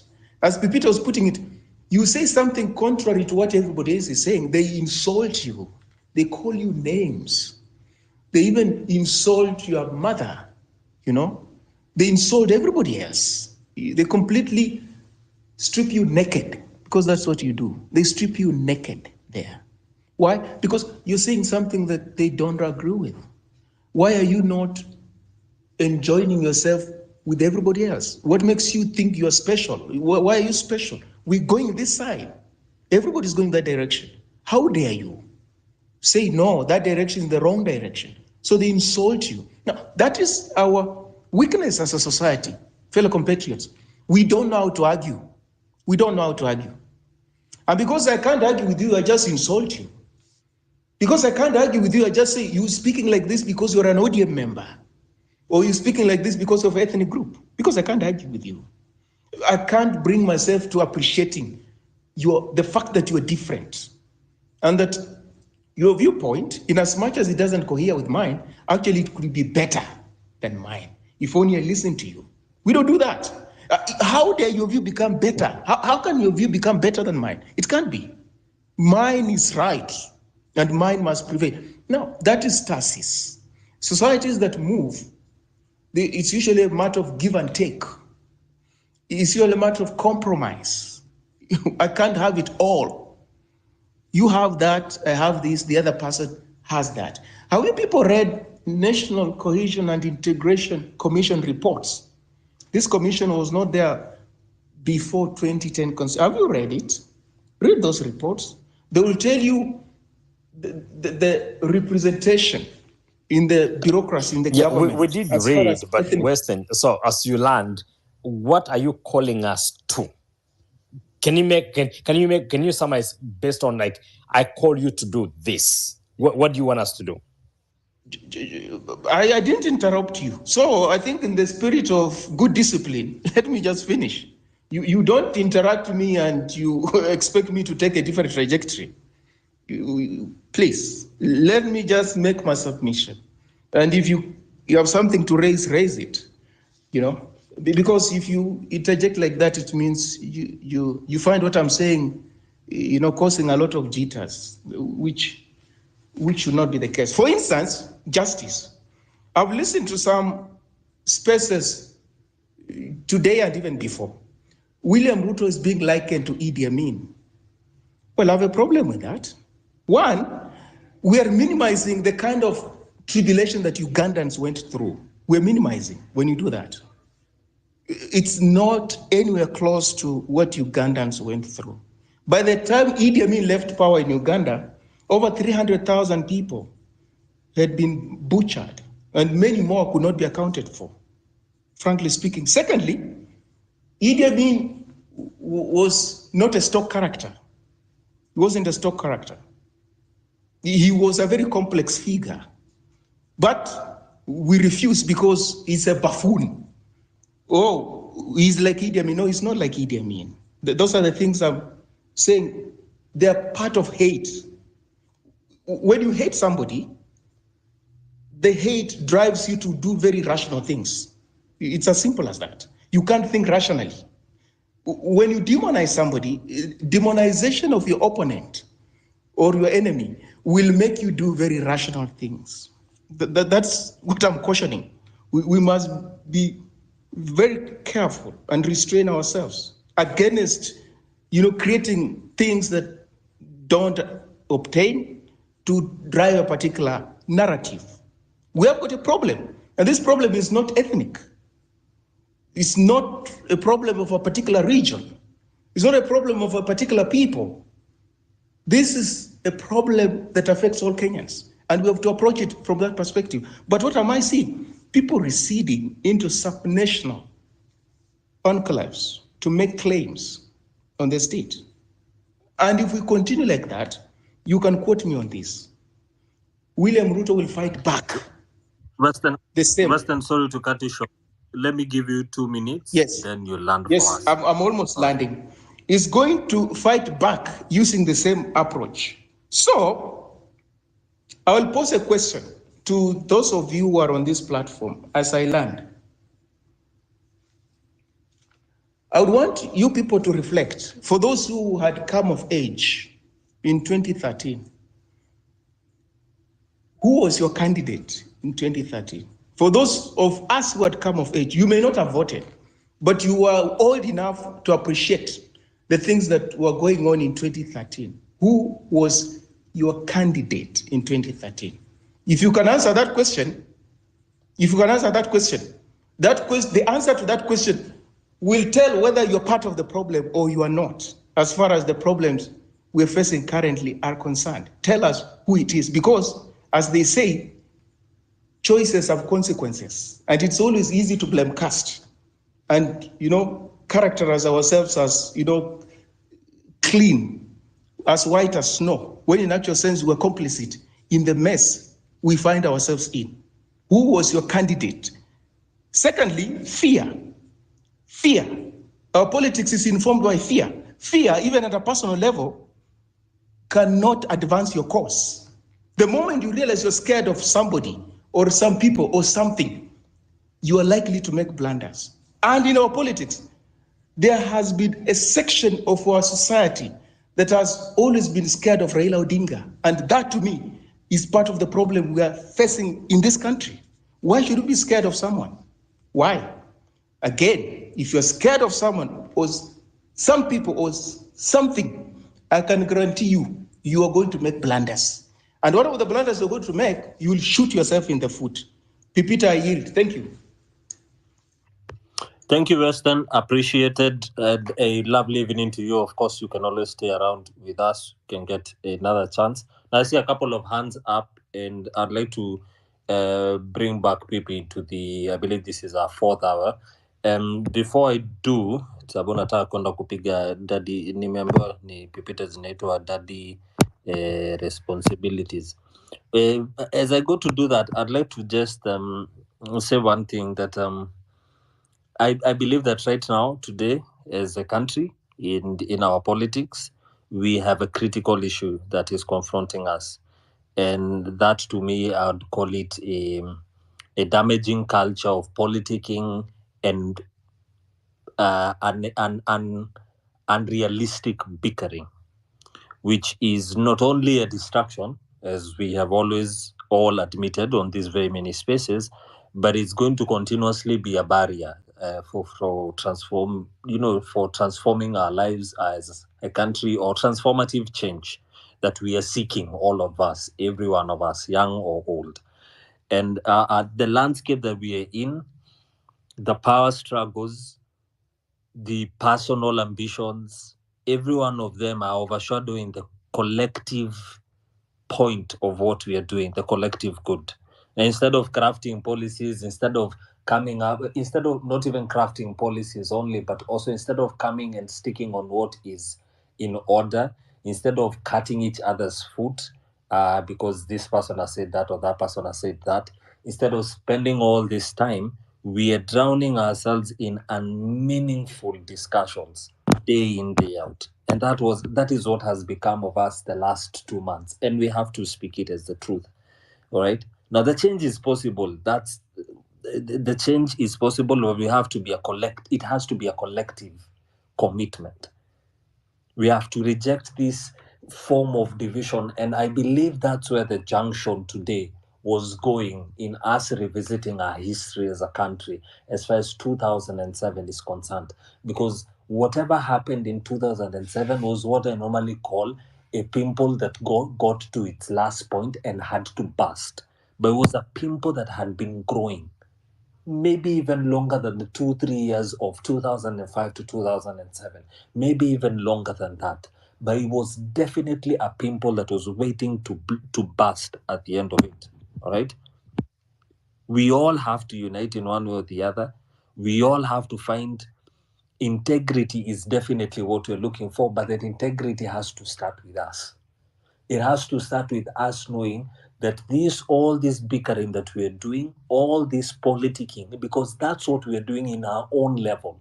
Yes, we're calling out the politicking that is happening amongst our leaders, but now our leaders are a reflection of us. Whether you support them in one or the other, whether you supported Kenya Kwanza, you supported Azimio, they are a reflection of us. And I think it's one of the things that Western has always communicated. So what does that say? We are behaving the same way the 280 something plus people we saw yesterday behaving. We're just doing it on a maybe different scale or smaller scale. Let's just put that in mind, people. Let us focus. Let us stay on what is true. Let us stay on what is right. So let me give it back to Pipi, and I appreciate everybody who's spoken to us in the last 2 hours. Kindly, for everyone else who's waiting, thank you for the new speakers. Pipi, to you. This is Home Run with Pipi. Asante sana DK Gift for holding the fort for the past 2 hours. Ladies and gentlemen, you're tuned in to Home Run with Pipi. My name is MC Pipita, and of course, these spaces are brought to you each and every day from 4 p.m. all the way to 9 p.m. East African time. If you like what we're doing, of course, there's a support line 0721948229 where you drop in your support. The Apple ndio ina make sure kwamba hii space yetu yenye tumejenga studio yetu inakuwa imelipiwa, stima inawekwa on hapa hivi ndani, and of course na ile internet pia inakuwa is of the fastest speed. Your support inaweza kuwa any amount. Ingia pale hivi juu kwenye 0721948229 and help keep the lights on. Having said that, now we are back here again for the final 2 hours or so of the show. I would like to hear more. I see new speakers lined up. Ogugu is saying, I'm going to. I don't like that. Remind them that the support is also will be matched by the Justice for All. It's going to be matched. So why are you forgetting that part? That whatever they are giving, hata kama ni 100 itaongezeka.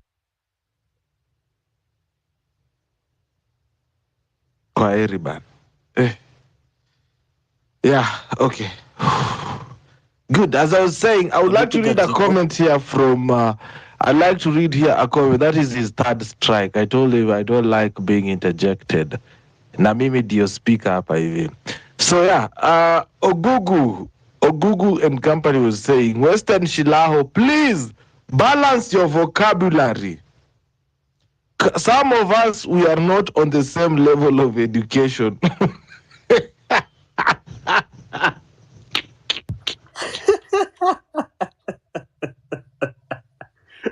That comment really caught me, man. I was like, Western Shilaho. Unaambia watu hapa discombobusm, wanasema wa hii ndio tunapigania. Ogugu, talk to us, brother. Hey, and justice for all. When you're ready to come back without interjecting, bro, the mic is open for you. Okay, thank you so much. Asanteni sana. Habari zenyu wote. I think everyone is okay. Mimi naye nitaenda kwa Kiswahili kidogo. Haina shida, tuongeleshe. Na nitamix na Kisungu kidogo. Sasa mimi kuna hii maneno nilisikia wenye waliongea hapo mbele wakisema ya kwamba tufanye civil education ni vizuri, Kwanza wacha nijibu swali yenye iko. Mimi sina kiongozi, mimi ndiye kiongozi kivyangu. I'm my own speaker, I'm my own attorney general, I'm my own police station, I'm my own secondary school. Yani mimi ndiye serikali kama mimi Ugugu. I'm my own government. So sina leader, I'm leaderless. Kwa sababu viongozi wenye tulichagua, wengine walijichagua, they are not people. Hawa watu si watu. We gave them mandate to represent us because we cannot all go to parliament. We cannot all be heard at the same time, but we have representatives on the ground. Hao si viongozi. Mimi hizi visungu mingi nasikia, yes, ni vizuri kuongea kisungu, lakini tuongee tukitoa suluhisho, tunaweza saidia aje vile nchi iko. Tufanye aje? Mimi, my point is one. These people, this country should just be brought to a standstill for 1 week. Kila kitu isimame. Kama ni wamama wenye wakuna mimba, watolewe waende, kila mtu aende kwa barabara waandamani. Kama ni watoto, tuweke wao mbele kama polisi wanaua sisi. Ndio sasa Ruto aone we are serious. Hao wamama wenye wajachoka sana wakuna mimba wakue mbele na watoto wadogo waende mbele. Kila mtu atolewe kwa nyumba. Mwenye unaona nabaki, we spare the elderly. Kwa kila county ni jukumu letu tu tutoke moja kwa moja. Kama unanyonyesha huko na bibi, weka yeye kwa barabara hata for 2 hours. Ndio serikali waone. Because tukikaa hivi, tukiweka tu vocabularies kubwa kubwa, sijui nini, mimi hata sigine hata sijaelewa hata moja. Tutasaidia nchi na nini na kisungu? Tutasaidia nchi namna gani na kutembea na civil education kila mahali? Utaambia watu na watasikiza na wataact chochote. What will happen after the civil education? Hakuna. Hata uende na videos, hakuna. Wakenya ni Wakenya tu. Maandamano ndiyo Ruto nasikia kuliko kila kitu Kenya hii, maandamano. Na hiyo maandamano kama inaweza kuwa for 1 full month, maandamano tu. Na tukue na strategy. Kama leo ni wamama wajawazito from 6 months ama 7 months ikirudi, wakue mbele na watoto. Na sisi wanaume we take over, tuwapelekee lunch pale, chakula pale, we give them food. Lakini sasa hii ikikuwa tu ni kila siku tu ni visungu mingi, kila siku ni visungu mingi, kila siku yawa. Hapana, Ruto hatasikia hizi visungu. And Ruto ni kama robot. We are dealing with a robot. Aski, radi kuje aski, stima ikuje aski. Amekapcha kila mahali, kotini, sijui wapi, mpaka nyumba yako yenye unaishi leo Ruto amekapcha, mpaka bibi yako, mpaka watoto wote, hadi kuku zako zenye uko nazo sijui umefuga wapi. Ruto akona, I don't know how to say all these things, but Ruto amekapcha kila mahali. Hajapea mtu nafasi, hata bibi yake hajapea nafasi hata ya kunyamba. Yani Ruto, this guy is too much. We have a president mwenye hata mimi hata si kiongozi yangu. Mimi tungesema maandamano, Ruto atasikia. Sasa let hiyo trupi yake itue. Iwe wajawazito, iwe watoto, tuone. Hata western countries sasa waone Ruto anaua wenye wako na memba kwa sababu wanaandamana. If we come together as a country, we speak in one voice, in one tone. Hakuna sijui huyu ni kiongozi wetu, hakuna. Kila mtu ni kiongozi kivyake. Be your own government. Lakini tukifanya tu hizi vitu kila siku, tunafungua space, tunasema hii, it will remain tumeongea Kisungu, wengine wamepita, wengine wamesikiza, wengine wamekuwa bored, na hakuna suluhisho. Number 2, we as a country, we must see how we want to kill Ruto. Ruto is the enemy here. Kuua tu Ruto completely. We cannot speak about the death of a sitting president on this space, Bwana Ogugu, tafadhali. It's beyond. I withdraw that, lakini satigine ina nini bwana. I withdraw that and apologize. Let me move on. Dakika moja tu na maliza. Sasa ati tuko na wabunge. Hapana. These people are being compromised. We have issues at hand. Watu walikufa. Watu wanakufa njaa. Walimu hawalipwi. Mtu naye because of one person, biashara ya nchi inasimama kwa sababu ya mtu mmoja, sijui nini nafanyika, sijui. Alafu wajinga wengine wanaenda pale wanasema ati now for corruption to end, Rigathi must go. Sijui for nini to end, kwani Rigathi ndio amebeba corruption yote Kenya hii. It is a wake up call for us. My MPs wako na mchezo. The church wamenyamaza. Wamenyamaza kabisa. Wako wapi? Hii maneno ya Gachagua wako wapi tangu yanze? Wako wapi hao manabii sijui na nani wakinanganga? Nganga naye ni joka. Hao wengine wenye wanaongeanga wanaendanga State House. Wako wapi hao watu sahihi wasimame kwa nchi, waongee kitu, waambie kiongozi mwenye walichaguliwa sijui na watu wangapi, alijichagua, he forced his way into that seat. Now see, ni kama hii serikali ni ya setani tu. Hii serikali si ya Mungu. Hakuna umungu hata ndani yake hata moja. Hakuna. Kama kunayo, someone just interject and tell me that hii serikali iko na Mungu. Kila kitu inafanyika kila siku. Sijui mara hii shule leo imeungua, watoto wamepotea. Tangu hata hiyo kitu ifanyike, hakuna ile statement yenye wametoa ati kamati inabuniwa nini inafanyika. Kama huko ndiye alikufa na wajapata mwenye aliua huko. Sasa hii ya leo hizi vitu zenye zinafanyika ndi tutabuniwa, tunaibwa kila siku. These people they are really drying the coffers of the public. Na tunamenyamaza tu na visungu mingi.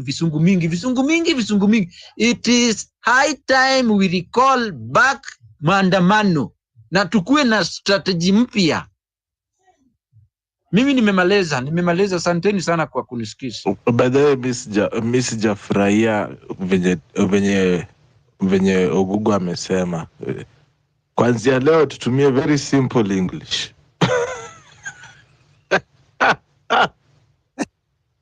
Sijai cheka venye nimecheka bro, mimi nilikuwa kwa flow. I have never had something comical and thank you, intellectual at the same time. Let's go to Mamau Katangea. Gashuki, how are you doing? Yes, I'm doing. Yeah, umejimute bwana Gashuki. Okay, talk to me. Yeah, you can hear me now? Yes. Yeah, good evening to everyone, and happy to be on the space this evening. The question of the day, who is your leader? I think according to me, my leader is where I am going. What is my goal? What do I need in life? What am I focusing to achieve? What do I target to get? And I believe if I focus on what I intend to get or what I want to have in life, then I'll be able to have or to go and look for like-minded individuals who are having the same goal as mine. I believe all of us, as we speak, we have one thing in common, that whatever is driving us is bad governance, a country where those who are at the apex of leadership are looting our Kenya dry. They don't consider those that we gave the mandate to represent us, don't care about the common man. They are so brutal when they come to responding to us, when we query them, when we question them, when we question their character, when we question their behavior. They go to an extent of kidnapping, abducting, killing, and dumping us. Quarry at the side, at the roadside, and all manner of torture.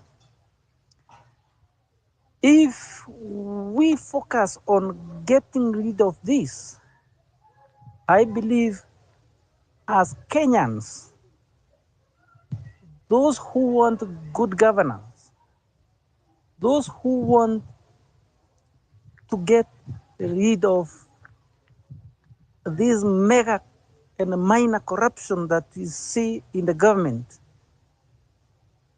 by the time we approach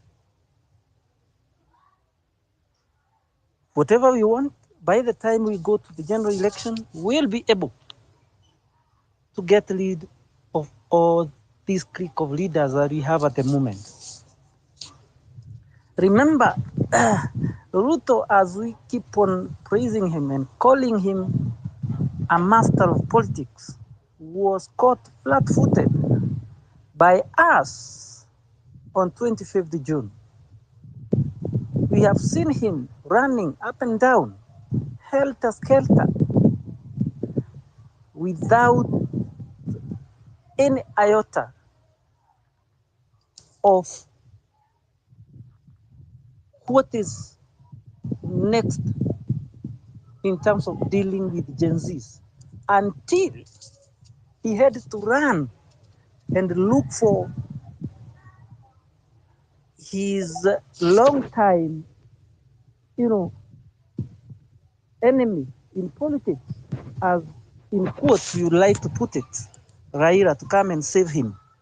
So in other words, there is so much that should be driving us, and we should not be looking for individuals as leaders, but what we or what I as a person want to achieve in life. And I believe that is what should be giving us the urge or the reason to wake up, walk on the streets, just like Ogongo has just, Ogugu has just said, that we wake up, we stand up, walk to the street. The reason as to why we should do that is what we want in life. And I believe all of us, we have, all of those who are in this space have that have one thing in common, that we want good governance. Governance, a country where our economy is run by people who are considerate of the Wajiko who gave them that mandate, and consider them not by word, but action, that this or Wajiko is his or her employer. There you have seen the Wajiko being mentioned by those who are in leadership just for the sake, but out of so that it can appeal to many, especially when they are talking to us. But when it comes to action, it is contrary. So we like us wanting to be leaders, to walk by word and by action. I beg. Thank you, Peter. Asanti sana Maumau kwa hiyo submission. Okay, ladies and gentlemen, this is Home Run with Pipi. Kama kawaida, mnaona sasa nimetupa mtu mwenye alisema ata match kila nani. That was also an act of anger. Sasa nimeanza kuregret, but sasa tutafanya nini? Anyway, if you like what I'm doing, pale hivi kuna tip ja line DK. Yeah, anyway, the rules and regulations of Home Run with PP are above everybody and nobody's above the law. So kama constitution venye DG alisema, venye DP alisema, there is nobody who is above the law of Kenya. Now, Stevenson ako hapa hivi, Fabish na the real Joe ako hapa ready to talk to us. Fabish, they have uprooted you from the microphone directly. Imagine, even at some point ilikuwa nafikiria royal impeachment imenitembelea. Risu waishindwe. Ulifikiria kuna Mwinge Mutuse amenitumia 11 grounds za kukuimpeach. Nimefikiria amekutumia 11 grounds. Sema na mimi ndugu yangu. Kwanza kabisa ni kushukuru kwa kazi ambao imekuwa ni mazoea yako ya kutupatia fursa na nafasi ya kuweza kujadili yale mambo ambao yanaendelea katika nchi na sana sana mambo ya siasa ya taifa. Naona pale umeandika who is your leader. Kidogo hapo imenikanganya, lakini the answer that I have is who is not my leader. And for a fact, Ruto is not my leader. As to who is my leader, bado ndio sababu tuko huku tukipekua na tukiangalia ni nani atakuwa kiongozi ule bora, lakini si bora kiongozi. Kwanza kuna mambo ilikuwa imenichochea hapa kidogo. Tafadhali utaniwia radhi Western Silao, ingawa ulikuwa umeporomosha kizungu kikubwa na mimi utaniwia radhi. Pia na mimi nionyeshe ugwiji wangu wa lugha ambao naipenda, lugha ya Kiswahili. Alafu kidogo matamshi yako kidogo ambao ulikuwa umetamka kuhusu kuna watu na ni watu kama mimi na wengine ambao tunamfananisha Ruto na Idi Amin dictator. Mimi nataka kusema kwamba ni kama chanda na pete. Haimaanishi kwamba ati sababu Idi Amin aliua watu 300 na Ruto ameua watu 60 ama 100 ni kuwa kuna tofauti. Uhai wa mtu ni ya maana sana, na iwe ni watu 300 ama ni mtu mmoja. Kama umeua mtu mmoja ama umeua watu 1000, wote mko sawa. Kuondoa uhai wa mtu si kitu ya kusema kushabikia na haiwezi kukuweka tofauti. Ni kuwa labda ukipata fursa zaidi unaweza kuwa wengine. Na pia tu labda nimesema Idi Amin aliua watu 300. Tukiangalia yale mashtaka ambao Ruto alikuwa ameshtakiwa nayo kule Uholanzi, ilikuwa ni zaidi ya watu 3000. Hiyo mashtaka tunajua kwamba hakuweza kushinda kesi, lakini kesi iliweza kusimamishwa sababu ya kukosekana kwa mashahidi.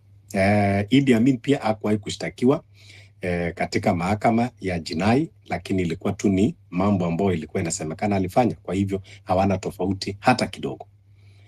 And then kwa mambo sasa ambao tunahitaji kufanya, kwanza nataka nipongeze ndugu yangu mdogo Morara kwa kuchukua nafasi na kuweza kurudi nyuma kidogo ili aweze kupata nafasi ya kujijenga kimawazo na pia kujirefresh. Hilo ndio jambo ambalo inatakikana katika movement. Kwanza ni kama alitusikia jana, we were talking somewhere that he needed to fall back, because as I've been reiterating in every space that I'm given privilege to speak, huwa anasema kwamba we are at war and Kenya is at war and we should all agree that we are fighting with the regime, a very vicious regime. So now Morara anafaa kustep back kidogo and then wengine nao sasa wajitokeze twende mbele. Hiyo ndio inaitwa tactics. We have to be tactical when we are at war. Na vile huwa tunasema hakuna mazoezi kwa uwanja wa vita. So tujue kwamba tuko katika uwanja wa vita na hakuna mzaha. Sasa ile mambo ambayo tunaona sasa kwamba inaelekea ni kuwa Ruto atazidi kuongeza nguvu na makali, atamenoa makucha na sasa ako tayari kukwaruzana na kulumbana na sisi vilivyo. Na sisi pia lazima tujue vile ambao namna tutajilinda hata wakati tunapigania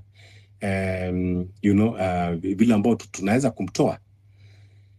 Kuna leo one of the media station ambao nilikuwa nasikia and agree kuwa a lot of people are echoing the sentiments that have been said kuwa William Ruto we all agree kuwa ashateka parliament akaeka kwa mfuko na amechukua judiciary ameweka kwa mfuko. Sasa tunajidanganya kuwa ati tukitengeza IBC ati IBC itakuwa imetengezwa na chuma. Ruto haiwezi kutosha kwa mfuko ya Ruto, of which mimi siamini hata kidogo. Kwa hivyo nafikiri tunahitaji kuwa na mbinu na tujue kwamba tusitarajie wala kuwa na matarajio mengi katika uchaguzi unaokuja. Tujaribu tutafute mbinu na mikakati ya kuweza kuondoa hii serikali bila kungojea uchaguzi, maanake uchaguzi itakuwa hatuna uhakika hata kidogo kwamba tunaweza kumshinda Ruto katika uchaguzi. Sasa kitu ya kwanza movement tunahitaji kuipatia nguvu, na tunaipatia nguvu tukiwa tunazungumza kwa spaces kama hii and we strategize. There is a time nilisema hapa kwa hii space, kwa space ya Pipita kidogo kulikuwa na mkanganyiko, but I still repeat, we need a resistance. We need a resistant movement. Wachaneni na I am peaceful. Yes, we are peaceful even as a resistant movement, but we cannot be peaceful to the criminals. We need to guard ourselves. Jana kuna jamaa anaitwa Cornelius Korir alikidnapiwa mchana peupe mbele ya watu na akapelekwa. We don't need to tolerate those kind of behaviors. Kidnappings, abductions, it is not something that we should celebrate, and we should stand firm. Kama mtu moja tuanze kutengeneza our own security, not security to attack people, not security to cause mayhem, but security for protection. It is not a crime in any part of the world to protect yourself. It is not a crime. Lakini sasa ikiwa tutakuwa tunajiachilia, abduction is not arrest. Kidnapping is not arrest. A police officer kama nataka kukushika, especially police also should be aware of what is happening in our country now, kwamba watu wako na wasiwasi mwingi. So waache zile mambo ambao walikuwa wanatumia mambo ya kutembea na civilian clothes kwenda kushika watu. So they should also be aware kwamba Kenya iko katika crisis level. So lazima pia wao wafanye kazi zao kulingana na wakati vile ilivyo, because watu wamekuwa kipotezwa, watu wamekuwa kiwawa. Kwa hivyo polisi wanafaa wanatembea na uniform, wakiwa na sare zao, hatuna shida na wao. So tukisema kwamba we want to create our security vigilante groups, it is to protect ourselves against the criminals or people that are perceived to be criminals.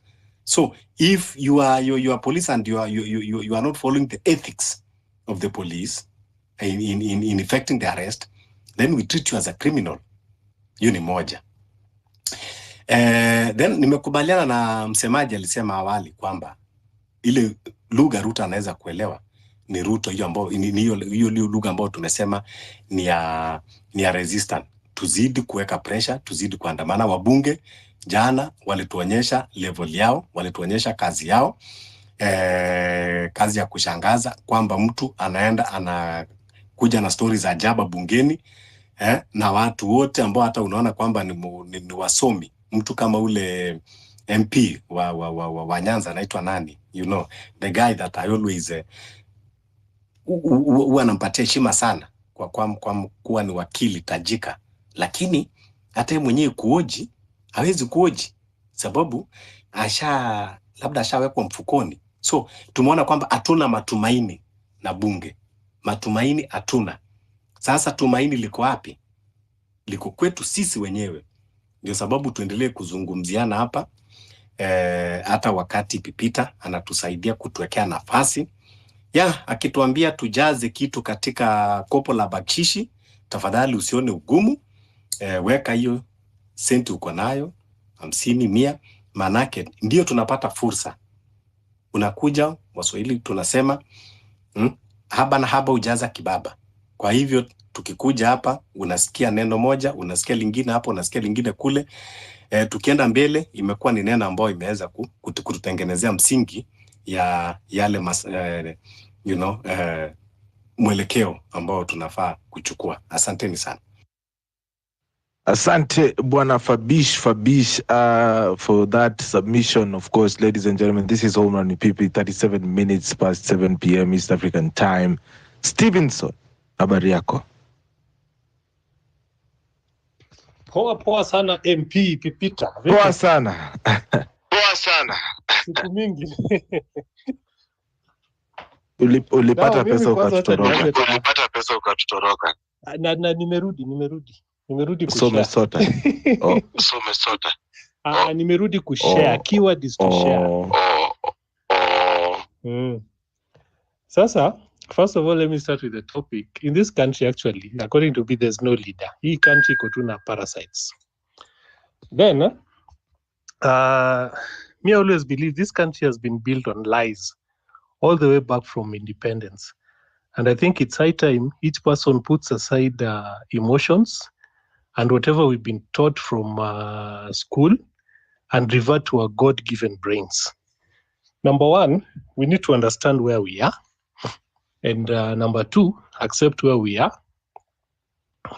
Tuache kuishi kwa the ideal world yenye musiki ya kila time watu wakiongelelea hapa.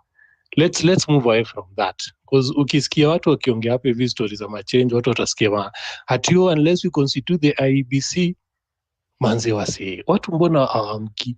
Hii IEBC mwenye watu wanaongelelea wanataka kutoa ndio mwenye anapoint hao watu wenye wanafaa kumtoa. Yeah. From there, once we understand where we are and we accept the situation that we are in, then we are able to kick off the conversation on how to make things better. I've heard in so many spaces, and I hear people celebrating victories kutoka 25th, and honestly, hakuna victory yote ya movement imekuwa nayo. Because kitu ya kwanza ilikuwa ni finance bill. Ndio finance bill ilinyongwa, but most people don't really understand the finance bill ni nini. Because Kenya government ilikuwa inataka, they still achieved it at the end of the day. People may mention sorry ya 202. 202, pia nasikia watu shinda wakifurahi wanasema atio we defeated Moi. We didn't defeat Moi. This has been a script that was there from way go, from, let me say, the so-called independence. And nasushinda tukisahau kitu Moi alitupatia Mwakenya akatuambia can we rule for 50 plus years. But si wana amnesia sahawi kitu. Na if you want to understand story ya 202 na story ya penye tuko vizuri, just take your time. Anybody, just take your time. Go to Google, go to anywhere. Uliza wase wamekuwa hapo hivyo. Just get to understand the journey of Uhuru in politics. Then you'll understand that Kibaki was just a caretaker president, that hiyo story ya 202 Moi kusema Uhuru tosha was not at Uhuru to be president. It was just to position him, and that's why he was he was the leader of opposition, to position him to take over when Nanis alikuwa ananini tamu yake ikiisha. But people don't get this. People are still in that bubble that baba anatupigania, baba lost the election, baba sijui nini. But people forget very minor things zenye mi sijui kwa nini watu sahau. Mpaka election fulani hapa baba akituambia tutakuwa na IBC yetu, wakitupa tunatupa. Ikifika that point mpaka wasawa kachanga, ikifika that point hakuna hiyo data, hiyo polling center iko. Hizi ni vitu wasi wanafaa kuona, waone ati hii script imekuwa pale. This guy is supposed to be there to make people think that everything is normal, but wanajua venye wanakula. There's this seed that was planted in our heads that in politics there's no permanent enemy. It's a seed that was planted very well. Na ndio maana unaona leo watu watapigana, kesho they are friends. Watu wanashindwa kusema sahi ati Uhuru wonders about Ruto. Uhuru mwenye alipigana na Raila last election walikuwa pamoja. Ule Raila mwenye alikuwa na Uhuru, mwenye Uhuru alituona tusichague Ruto, sasa yuko kwa gava moja na nani? Na Ruto. But we still don't see that. We still want to we're still trying to create the ideal world of how things are supposed to be. Wake up, guys. Moi ensure that he tame the middle class properly. Change comes from the middle class. But what happens when life becomes difficult for the middle class? We always look for a side hustle and life continues. Our leaders thrive on divide and rule. And that's how the revolution was tamed. Ile time 25th venye waswaliona, it was something that people didn't expect. Watu wakona, hey, these people are becoming so powerful. Nini katokea kwanza? Name them kwanza as nini? Gen Zs. Already you need divide and rule. So the other generations waanze ku question. Plant the guns there.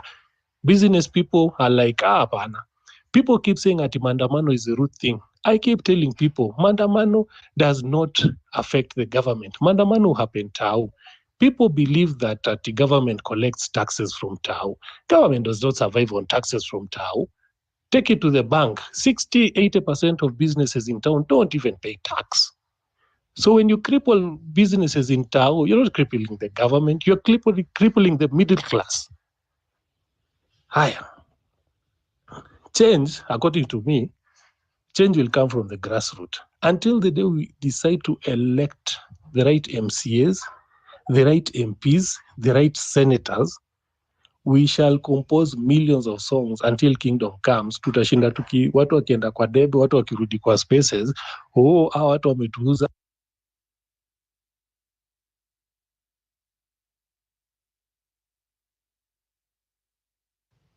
Yo, Janja tunajua. Stevenson, rudi kwa mic wewe. Come back to the mic. Umerudi. Umerudi. Unanipata sasa? Yes. Ukicheki, the first thing that this guy did when he took power, he went and summoned all the independent MPs. Na watu wakaingizwa box. And then right now, people are complaining about parliament. Parliament is no longer independent. Parliament is doing the biddings of one person. And this one person, until we understand why he does the things that he does, people will continue making noise again until what? Until kingdom comes. Because this thing is bigger than even this guy. This guy, the agenda, according to me, is to create chaos. And that is one thing that is doing perfectly. Because the minute watu wamekasirika, watu wanaanza kuvurugana, watu wanaenda tao, watu wananyoroshwa. What happens? Chaos, people are killed. Nini na happen after that? We are talking about international community. There's no international community. We are on our own because our issues start with the international community. Until guys go back to the basics to understand why the company, the East African British company came to Africa, why they colonized Africa, and why they left. Then we shall understand the fight that we are fighting. We're not fighting Ruto. It's a fight that is bigger than this guy. Na watu elewi. Ukiongea, watu watakama kwambia, hizo ni conspiracy, there's nothing like that. But these are facts, manzi. And the reason why I'm saying that this country is based and this country was built on on lies, it goes back to our history. The people are saying that go back to the history. Look at the history. We are told in history, Mau Mau walipigania uhuru, walishinda wazungu. Crap, manze. Wasi wako na mishale na mikuki, utashindaje watu wako na gun? These things were negotiated, and that's why you see the white people, they settled in those prime places. Na hizo places ukichunguza fiti, do not get hizo places ndio minerals zao wamekuwa kiharvest from that time na zinapelekwanga kwao, and there's no taxes that are collected, but people don't see that. Watu bado watarudi waanze kunyang'ana hapa hivi kupigana vitu zingine zenye hata exist. Hii wiki watu wamekuwa wakiongelelea the DP being impeached. We forget that at the beginning of this week, the end of last week, watu walikuwa transferred to the new system. Sasa the conversation has moved from there. People are concentrated on one person. People forget, well, all these other issues, the main issues, people don't ask themselves when the main issues were happening, mbona kukuwa na hizi public participation? Why is it that mtu mmoja sasa saa zile imekam, saa zile wamegongana juu sasa story ya kudishi na story za nini, sasa mpaka public participation ziko. We don't ask those questions. The agenda started kitambo sana, and the main thing is food, education, and health. Food started way back in 2000. Tukiletewa GMO. GMO imekuja imekula shamba za wasee. Mimi ocha kwetu saa hii, we can't plant maize without fertilizer. And I keep telling guys this, and guys don't understand it. We can't plant maize without fertilizer. Lazima fertilizer ikue. So what happens when the government sells you fake fertilizer? It means the food production is affected. It means people are going to be hungry.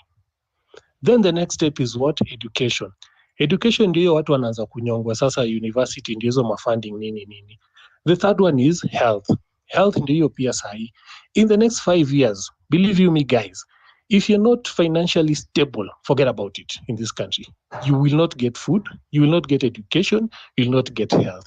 But bado sisi tunakuwa diverted na vitu zingine zenye haziko while the main issues happen. Next week guys, you'll wake up, mtapata shift imepasiwa, Adani deal ilishapasiwa, hizo vitu zote ziko kwa system. And once zimeingia kwa system, forget about it. You go make noise, you go do nini. We talk about movement that is removing Ruto. You cannot remove a sitting president without the military, without the security forces. That's a fact, and it's everywhere in the world.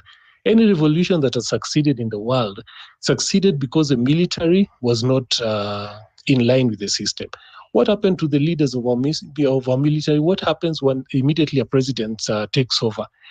You make sure that the people in the security system are the people who sing his songs.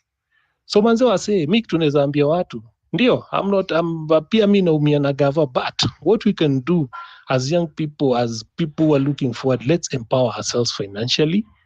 Let's have money to be able to call shots. When you call shots, unaweza sema, okay, sir, you'll detect things. But lakini nikuulize Fabrice. Steve. Mute nikuulize swali. As you're telling us to consolidate financially, we can all agree right now that the political class is the one that is making a lot of money. Is the one that is controlling all the money. Right? Hata tukisema aje, when people are rallying behind Morara Kebaso, they were curtailed at some point. So when you say people should collect money, and you know, these are the same people who decide pesa in a value gani. Back to you. That's why I said, PP, the first step, we make sure that we elect the right MCAs, the right MPs, the right senators. Number two, you know the reason why I like listening to your space? Because I admire what you do. Ulika, instead of complaining, you started something. You started a station, which has been functional 1 year and it's going on. But wase wengi, 90% of the people out here, people will just be complaining, oh, niko na degree, niko jobless. That's why I've said, let's for 1 minute go back to our God-given brains. Let's delete everything that we've been taught and think of how we can change our lives, on how we can change things. But hii shida kila time ati tunashinda tuna complain, alafu unasikia sawa nasema ati ocha mashinani, watu wako nyuma, ati watu wana ma smartphone. Manze watu si watembee tu haki. Watu watembee tu waone hizi vitu. Hata kwa ground, watu watembee tu kwa ground. Waongee na wasee, watasikia the real thing, what is actually happening. Civic education ndio itafanyika, but is civic education, are we giving out the correct information? Ama we're giving out the information yenye we've been programmed to give? Because the civic education that's going on, it's what we've been programmed to give. We're not giving out the correct thing, and that's why year in, year out, tutarudi tu, itakuwa tu ni kirat race. Tunarudi tu kwa the same issues until hiyo civic education equal the correct information that's being given. Do you guys even know sahi Kenya already tushakuwa zero din na our dearest Bill Gates tunaletewa maziwa zenye zinaproduciwa kwa lab? Do people know that hizo ni vitu zina happen? Do you guys know sahi tunaletewa nini? Tunaletewa mosquito za GMO ati za kukuja kufight malaria, but in essence zinafaa kuwa zinadunga wasema shindano. Do people know that?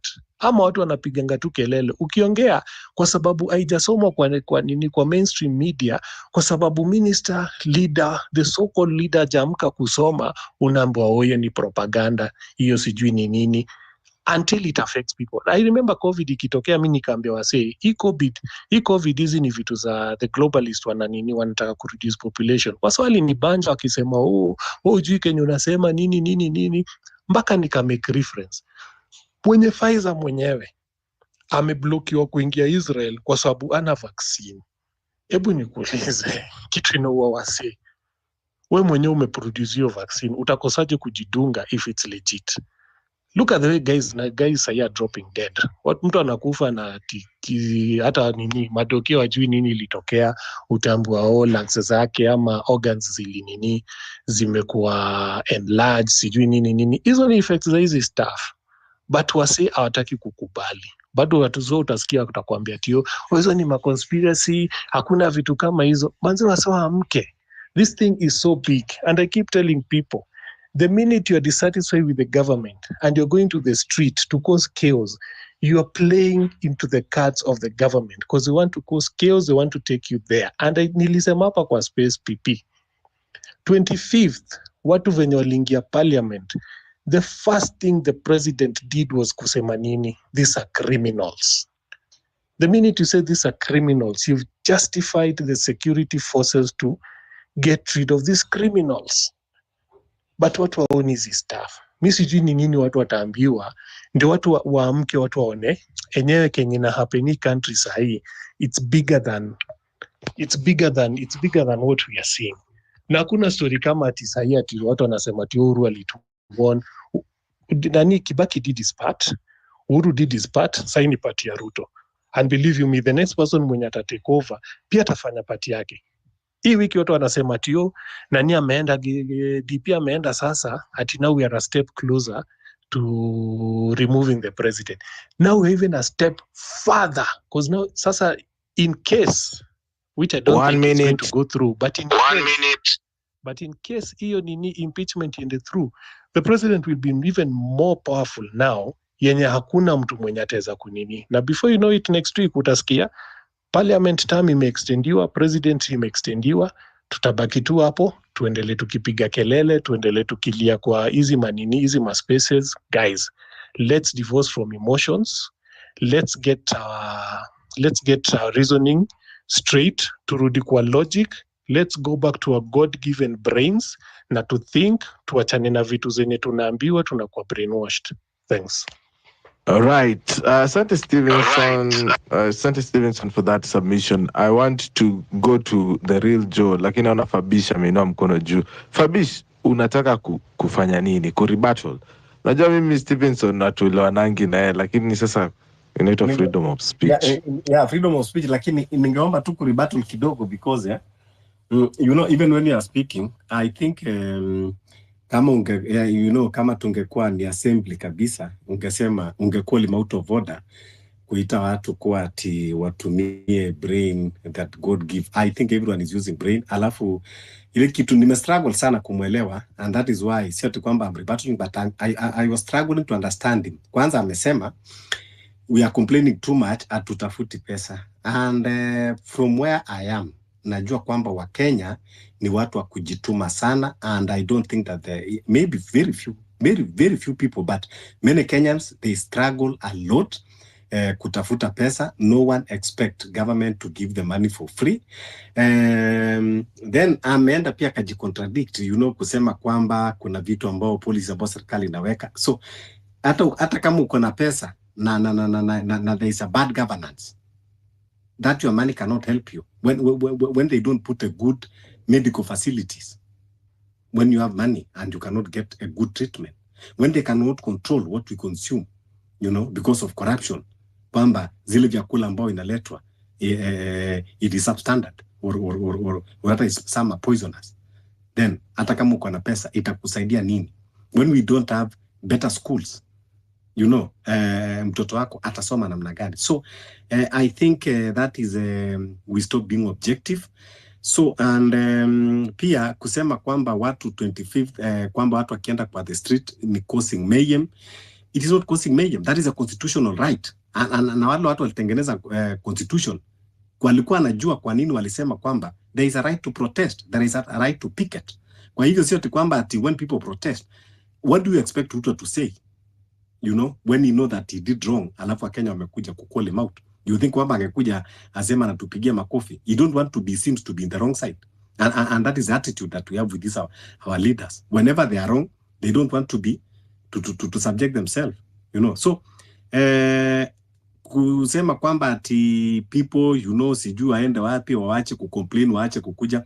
How can we not complain when you are not governing in the wrong way? Na elewa kwamba constitution yetu imetupatia kabisa nguvu kwamba sisi ndio tuko na wajibu wa kujiongoza wenyewe, na saa zingine tunatumia wala ambao tumewachagua viongozi wetu, lakini mahali wamefail, sisi wenyewe tunakuja kukava. It's like when you have a business, you employ someone.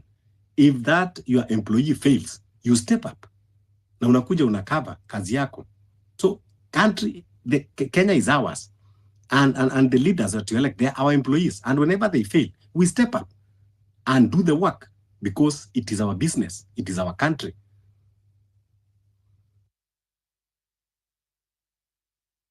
Asante sana Fabish for that. Before, I don't want to make it a podcast, Stevenson, so I'm going to give you a 2-minute rebuttal up until 8 p.m. When I come back, the real Joy is going to be talking to us. Request the microphone, we have 1 more hour. Request the microphone, we have 1 more hour. Just to clarify, sijasema ati hizo vitu Fabish anasema amenipick out of context. Nimesema number 1, we should elect the right people. I've not said not complain. I've said we'll continue complaining. There's a big difference. The other thing I'm saying, e-government, please get me right, Fabish, the agenda is to cause chaos. And that's why they're doing things kunyonga wase ndio watu waende kwa street. Na watu wakienda kwa street ndio Kenya wanataka. I said it about 2 months ago that the dawa ya kuninia wase saa zile wanafanya vitu zenye hatutaki ni to starve them of the attention that they get. We give them attention. Politicians fatten from attention. Wanapenda attention sana. Prezo akienda church akose watu inamdunga. Akiingia place akose watu inamdunga. Hizo ndio dawa yenye tutajibu nao politician. But tukishinda tunafanya hizi maandamano inatuumiza sisi wenyewe. Mimi ni mswabizi. Saa zile maandamano inafanya, nobody pays my salary. Maandamano ikifanyika, mimi mwenyewe sina income, you please. And there are so many people. That's why you get that not everybody is going to go for it. When you wanna survive on day to day, wata move away from it because wanajua saa zile kitu kama hiyo ina happen ina affect. But in the technological world yenye tunaishi saa hii, venye hata PP alikuwa amesema earlier, tukitumia mafoni zetu venye watu walikuwa nasalimiwa, hizo ndo zilifanya the movement ilikuwa very powerful the first days. Ile time Anonymous akisema atathreaten ataunleash ma stories za wase, hasa waliogopa sana. Ndio musemanga mimi ningekuwa msee wa IT, ningekuwa nimehack watu, ningekuwa release information, vitu zingekuwa zimechange. Lakini madhangu alinifundisha kitu. Ukifanya kitu you cannot.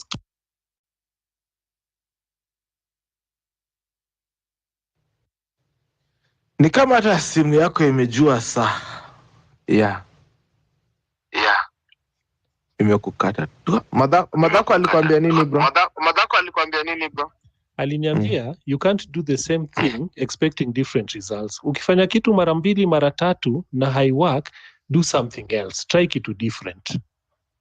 Na nikisema ati wasee tujiempower, tukijiempower tutakuwa tunabita wasee, cause tutakuwa wakitoa nini, angalia education. We used to have the best public schools, zilinyoroshwa, siku hizi private school.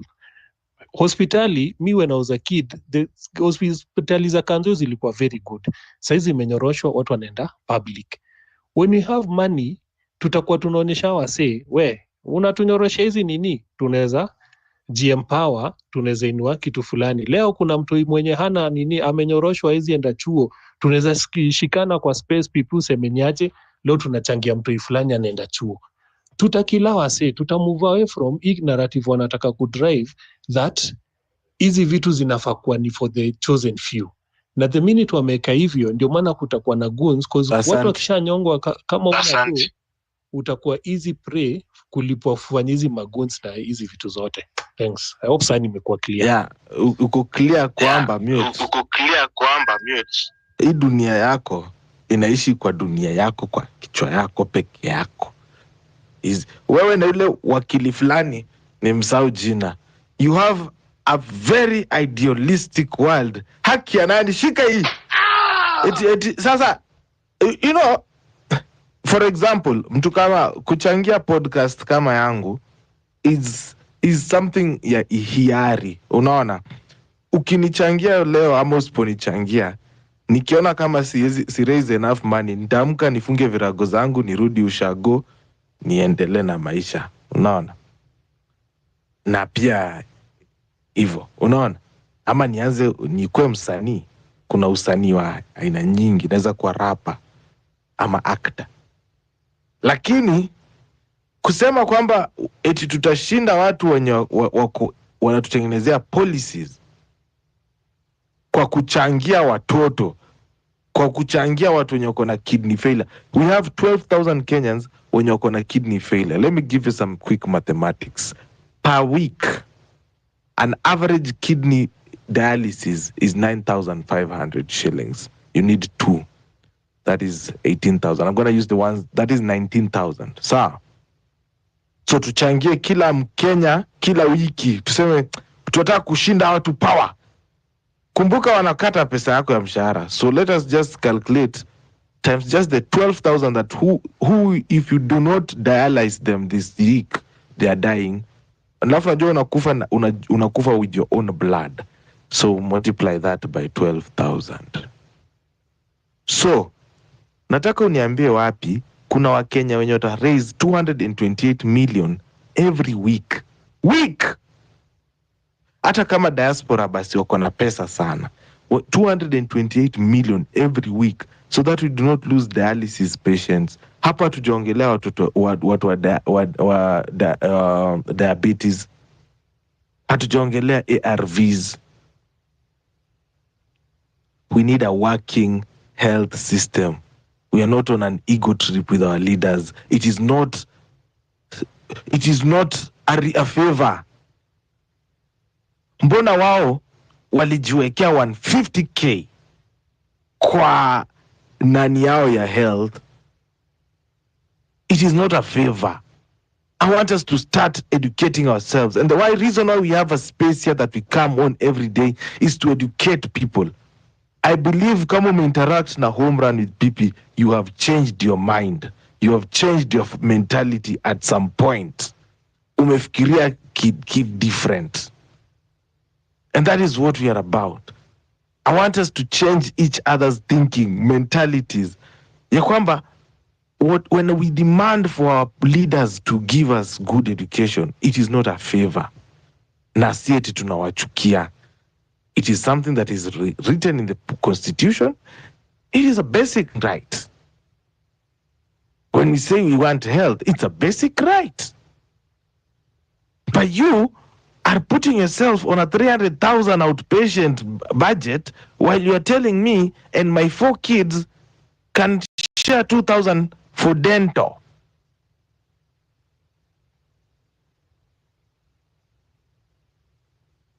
So yeah, hiyo mchezo hiyo mnaniambia hapa eti sijui we need to shindana financial. You can never beat a government financially. Even the poorest government in the world is more powerful than you. So the best way is to have a system that actually works for the people, for, not against. Right now, they are working against the people. And we are here trying to create excuses for them. I will open my spaces every day for people to keep on talking, because I believe part of change is also making people voices heard. The Real Joe, habari yako. Chancheze jingle kwanza mzee, tulipe madeni. Mafuliza. Social conversations, engaging topics on your phone anywhere. This is Home Run with Pippi. We are on the final hour of Home Run with Pippi, ladies and gentlemen. It happens here each and every weekday from 4 p.m. all the way to 9 p.m. My name is MC Pipita. Tomorrow we'll be back again here for Wellness Thursdays. And of course, tomorrow we'll be trying to get to hear real stories. Kesho nataka kusikia kutoka kwa watu wenye wanalipa shift, wale wenye wametumia services za shift. Umenielewa? Kesho tutakuwa tunaingia kwenye real life. Heri tukae bila story. Yeah. And we'll also be talking to you guys on your thoughts on whether shift is good for you. But today we are here talking about Mambo's leadership.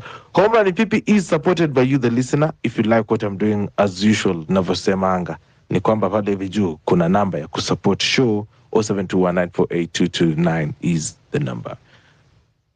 Baba, the Real Joe, habari. Thank you, Peter.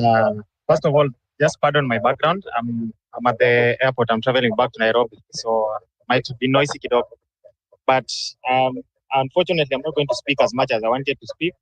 Stevenson needs some enlightenment. He needs to be enlightened on a few things. But let me just quickly touch on the topic. Who is your leader? Right now, currently, Pipita, they have successfully divided people in the movement. We are branding each other, traitors, sellouts, and things like that. And that is what was actually the initial agenda that these people had. So I have problems with the current greed of people who have said want to lead the movement here, Gen Z. One of them being Morara. I have a problem with communication in Morara. He cannot be my leader. Actually, he cannot be my leader because I don't subscribe to the ideology of an Inject Party. Inject Party is like a populist idea. I mean, I would never be a member of a party called Inject. I would never do that. Now, logo ya sindano. How can I join a party like that? We need to have ideas. We cannot change a country with the idea ya wheelbarrow yenye mtu alikuja nayo na wheelbarrow na imemshinda kuchange nayo nchi. Ndio sisi tunakuja na sasa yetu ya shindano. That doesn't make sense.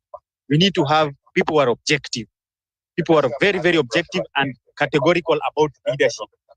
Peter, allow me to drop. I'm not going to say much. I wanted to speak so well, but I'm going to have to drop because I'm traveling back to Nairobi. So maybe I will see safe flights, the Real Joe. All right, safe flights. Hey, watu wengi huku mnashika flights, guy.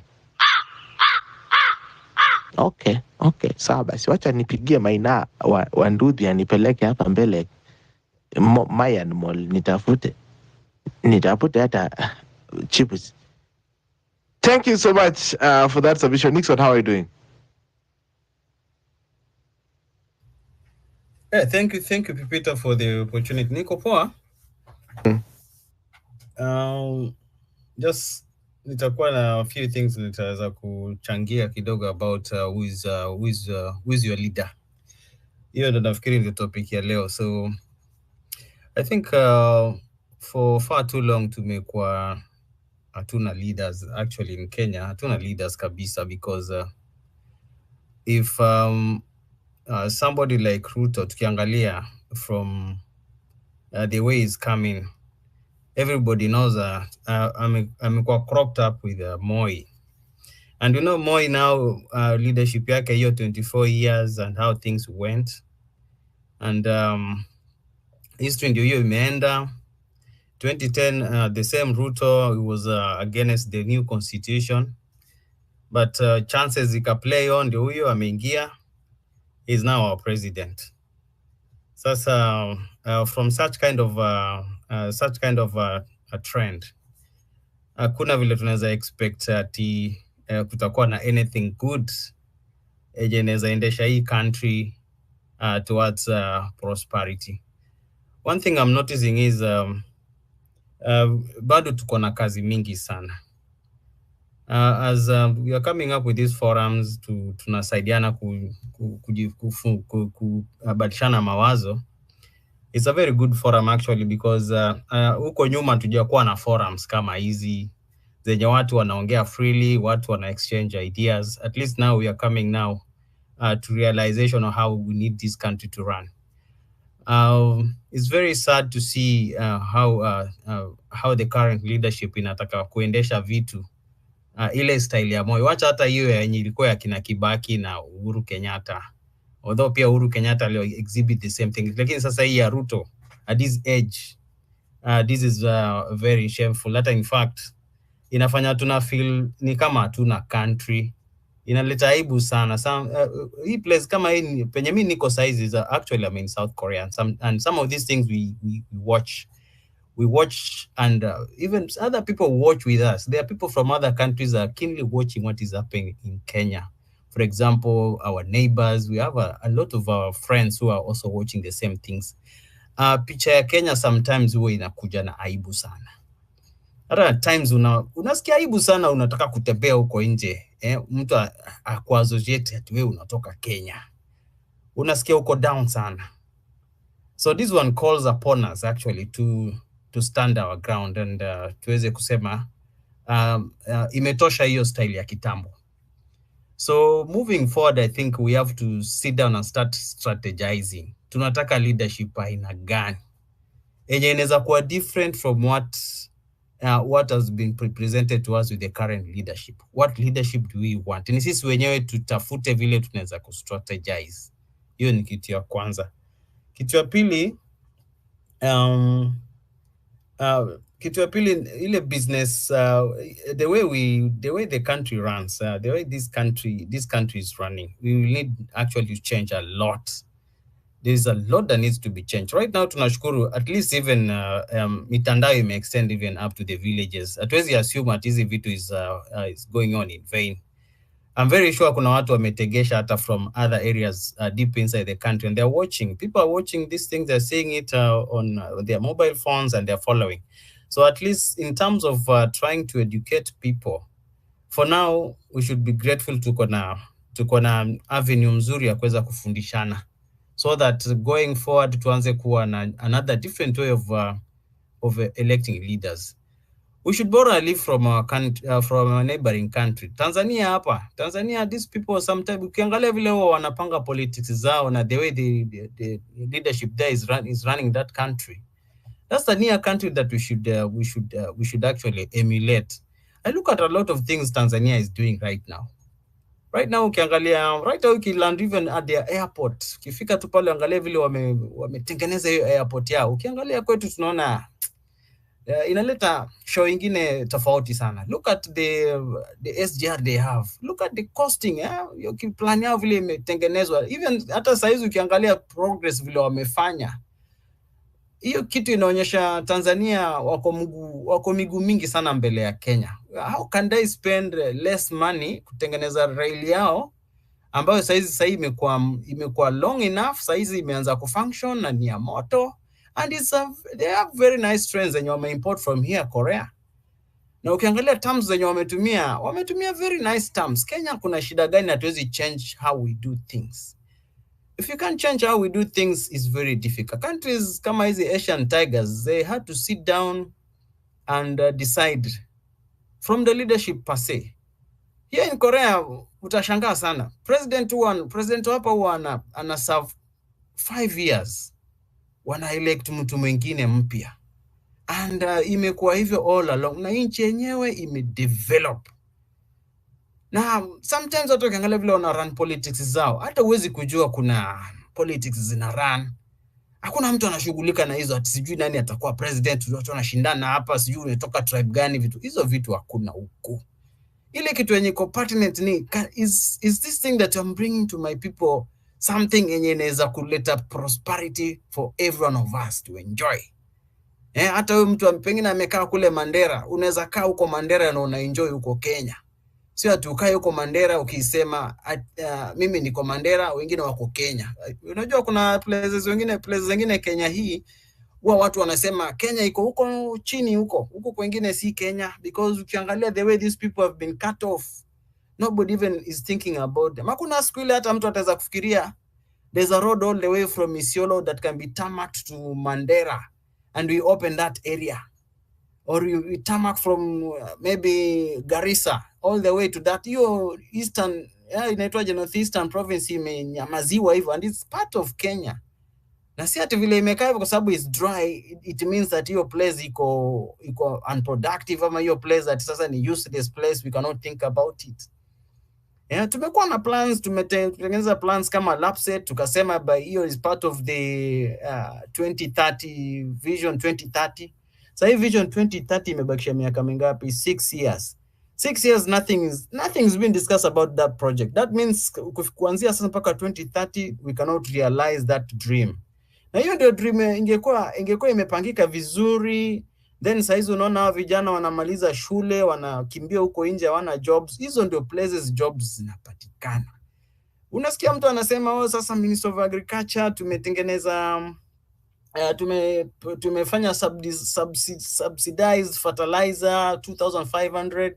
Well, watu wamepanda mahindi. Saizi sasa mashamba ya Kenya watu wanavuna mahindi right now. Sasa hiyo serikali imewafikiria vipi on how to buy those crops from the farmers so that the farmers may get a return out of what they've done in their lands. There's nothing on the ground. Sasa tunaangalia wapi? Some of these things itabidi tukae chini tutengeneze plans on how to do them. Hatuwezi kaa tukifikiria there's somebody else who will do it for us. For example, we want to do serious projects, lazima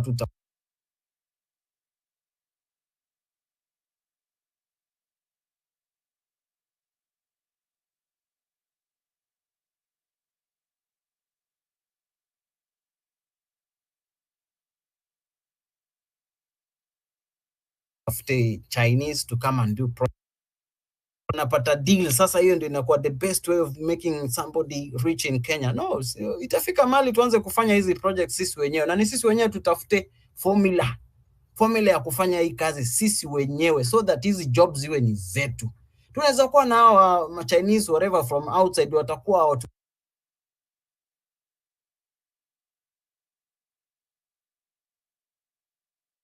tutafuti njia ya kuweza kujifundisha kufanya sisi wenyewe.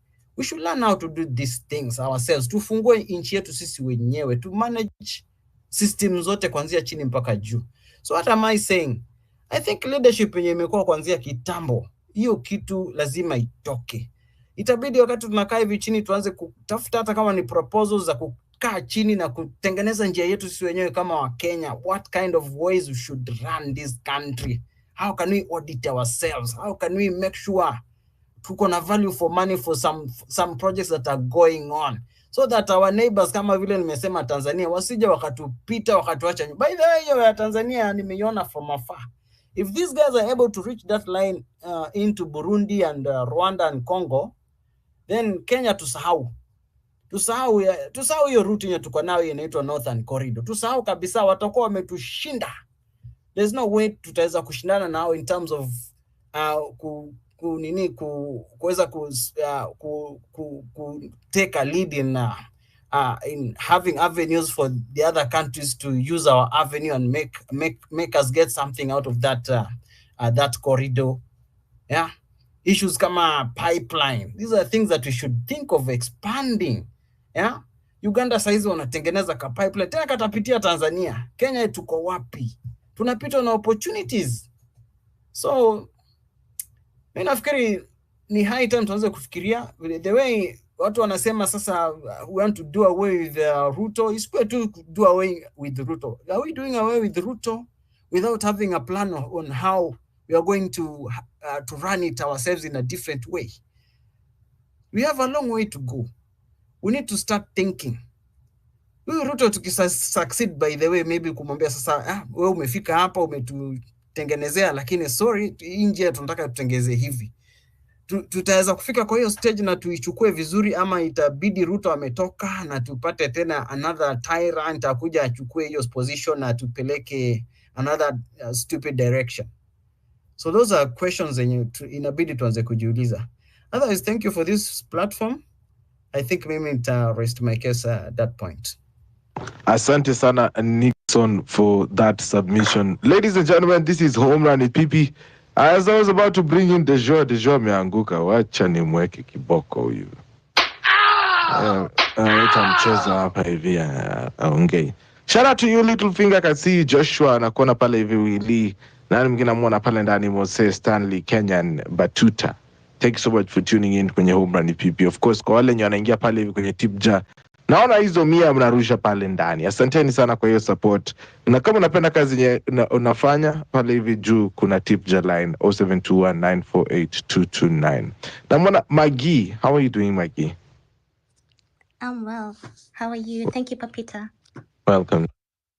Thank you. I've just been listening for a while, and I just have just a few things to say about the topic. Who is your leader? I think I agree with the gentleman who was speaking earlier about that.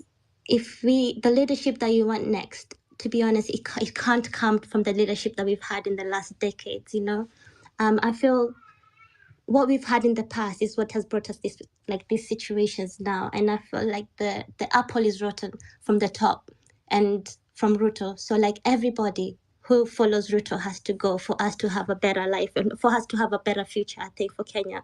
In the sense, like I'd speak about the Kina Morara and stuff. I like the movements Kina Morara are doing, but I feel like people, instead of people like sort of trying to nitpick little things to try and put Morara down or put his philosophy down, I feel it's good for us, all of us, to sort of what's it called? We have to self-assess ourselves. Like, what do you have? What can you bring? If you feel that anger, if you feel that drive that you need, you know, you can bring something. I think the likes of Morara, for me, are showing us that it's possible. If you want to start a party, if you want to be of leadership, all that is possible, and it can happen. But also, I've realized I've been in the UK for 24 years now. I came when I was 12. Kenya is my home regardless. But looking from the outside, looking in, I see there's a lot of problems in the sense of our systems. Like, there's a lot of broken systems. And you look at even what was happening to like the likes of Morara, Bob Njagi, like the abductions, things like that. That should not be happening, to be honest. Like, in a democracy, in like 21st century, things like that should not be happening. I mean, like, politics is not like a fair game. Like, if you look at everywhere, even here in the UK, there is concerns with politics, but it's never in the sense like it undermines human rights. So I feel like in Kenya, there's a lot of undermining. Like, there's a lot of sort of these people of power who sort of undermine the human rights aspect of the citizen of Kenya.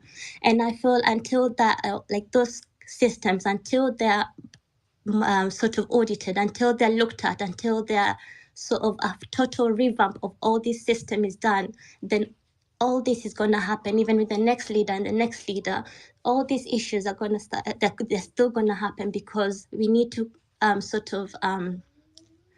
need to we need to sort the problem, and then look at the people around the problem, and then see, okay, we already know the people around the problem, to be honest. This generation of leaders that we've had in Kenya, they are not people, to be honest. Like, they haven't, none of them, to be honest. Only I can say from my sort of how I know of history. And I can only say somebody like Kibaki, at least he had a vision for the people. But whereas these other leaders who have come after, and maybe even before, they were all about looking after themselves and and not really for the people. So I feel like until all these systems are looked at, they're revamped, like the police, the judiciary system, all these systems are done, are looked at. And sorry about that, I got my daughter, 1 second. All right, just what I was seeing somebody was trying to join. You can request the mic, ladies and gentlemen. Still have like half an hour before we call it a night. Hey, bachelor time. DK amenitoroka. You see, people with families. Hata mimi mniombe nisipate familia. Unaona, people with families have to leave their shows before they end. Aya. I'm back. Sorry Okay, about talk that, to us, Kapita. Maggie. Mm. Yeah, so yeah, I was just saying, for me, the leader of the future, I am for like the Moraras and everything, but I think we all need to see the Morara in ourselves.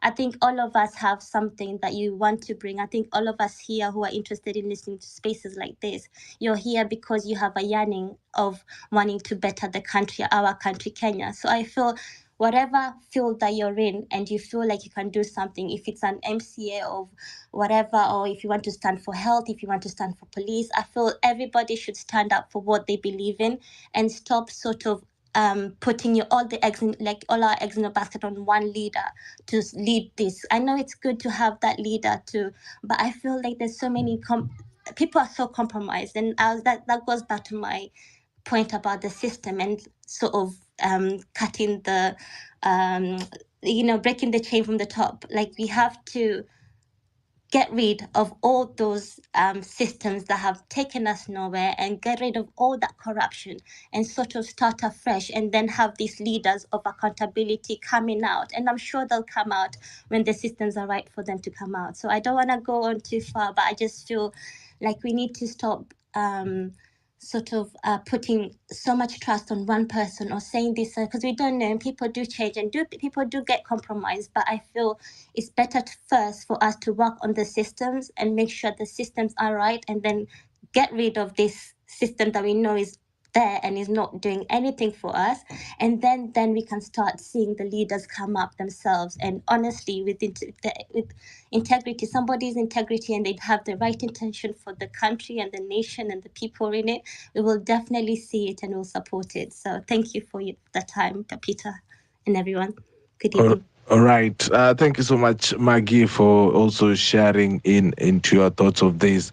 And of course, as you've said, Kenya is also home for all, hata wale nyoko in the diaspora. And that is why Home Run with PP is always giving them a chance to also share their thoughts of what they feel about what is going in the country. Because can you believe, guys, billions of shillings, billions of shillings come from the diaspora into the Kenyan economy every year. Every year. I'm going to give you the numbers shortly, but I believe the diaspora remittances keep us. I'm going to be honest. Home Run with PP ikipoteza diaspora listeners ni hivyo bana. Ukweli hivyo. Kwa sababu sisi wenyewe tunategemea pia hao. And you know why? Because that is the inaitwaje, the connection yenye tunajaribu kukua nayo pia. So yes, let us also learn to also unaitwaje, embrace each other. Wanaweza kuwa hawako kwa ground, but they have really, and I know it's not myself, hata Morara Kebaso, I know the others also who have been space hosts, they can tell you it's just a fact. Na pia hata familia nyingi, mtoto wenu akienda jeshi ama aende abroad, inafiliwa, it's felt. Anyway, thank you so much for tuning in. And now, seeing the one and only Dejo is here with us. We have about 31 minutes to the top of the hour. Dejo, how are you? Hello, Pipita. Jumbo. And the rest of the crew. Jambo ndugu. Yes, now, naona mada umeweka up a very pertinent question. Who is your leader? Can you hear me? Yes, I can hear you. Yes. Now, when I went to study some years back when I was at Makerere, we were taught that a leader is somebody who positively influences a society or a community towards achievement of positive outcomes. So first and foremost, my leader is my conscience, because it's my conscience that leads me to identify who I follow, be it spiritual, be it economic, be it political, be it social. Now, talking about leadership. Leadership in Kenya is lacking. What we have is politicians. Everybody can concur, I think. So moving forward, when we look at the current events, Kenyans are trying to identify somebody who can deliver this nation to the promised land. When we talk about leadership in this situation, we need to appreciate that the current lot will not get leadership from the current lot. That is gone. So how do we forge forward in the movement? We need to come up with a way that we network within each other, and I thank you guys have provided a platform where we sit down, talk, discuss, and strategize. But moving forward, I think if we want proper leadership, we need to find ourselves something called a revolutionary council. If you look at and if you study all revolutions, modern revolutions, they've had something called a revolutionary council. These are not the people who take leadership, but these are experienced people, older generation, who share the same vision, ideology, and zeal with the current young generation, and who are ready to give them support, give them strategic advice, mobilize funds, and let the youth decide how they want to steer the nation, because it is their future. If you look at Iran, people don't talk about Iran, but when you look at Iran, Iran is a manufacturer. Iran has nuclear technology. When we put the Western propaganda aside, you realize that Iran had a revolutionary, but the revolution, the Iranian revolution, was propelled by the students. So when we look at our region in East Africa, I want to draw a few examples. And I give an example in Uganda. When the NRA came into power, those were young guys. When you look at people like General Salim Saleh, those were young kids. They committed themselves. The guy was barely out of high school when he went to the bush. When you look at people like Fred Rujema, those were young guys. His Excellency Museveni was the older guy in the lot. You get? So when you look at what is happening in Kenya, we need somebody who can stir the revolution by forming a close-knit revolutionary council. Na hawa watu wako, people who can guide the youth, watu kama kina Umtata, people who are selfless, and others, I don't know so many, but you people can mention. When you look at, for example, the Green Revolution, Gaddafi, those were young kids. Those were leaders. When you go and look at the biblical analogy of David, when they came and said, there's a king from this house, asking his father said, Jesse, no, these are my sons. He paraded the older ones. They told him, no, there's the other younger one. He said, the one who's looking after sheep? Yes, that one. So leadership doesn't come with age, but leadership comes with God-given wisdom. And when you look around, there are those who've tried to masquerade as leaders, but time and God has exposed them. It only takes time. Anything. Time will always give the answer. You just need to be a little bit patient. And then you'll get to see, this one is genuine, this one is genuine, this one is not genuine. So moving forward, I want to look at the youth and beseech you and beg you, let us identify the right persons. And I really like the idea of leaderless, because nobody could be compromised. And that time is when the people were fumbling, going after this one, going after that one, arresting this one, arresting that. They didn't know where to point. But the moment you bring a figurehead, everybody has a price. So when you ask me in this movement, who is your leader? And I'm sure most of you, who is your leader? I'm sure last month you were looking at somebody like so and so that could be our leader. But today you are second guessing. You are not sure who your leader is. So your leader is your conscience.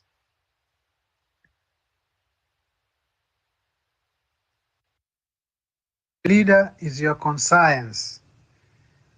At the juncture where we are right now, you remember when the doctors were so close with us, the Japrados, the what? Once their interests were taken care of, they forgot about the revolution. The other day now you hear them talking, oh, so-and-so has not been paid. They were promised. Time has passed. They've not received anything.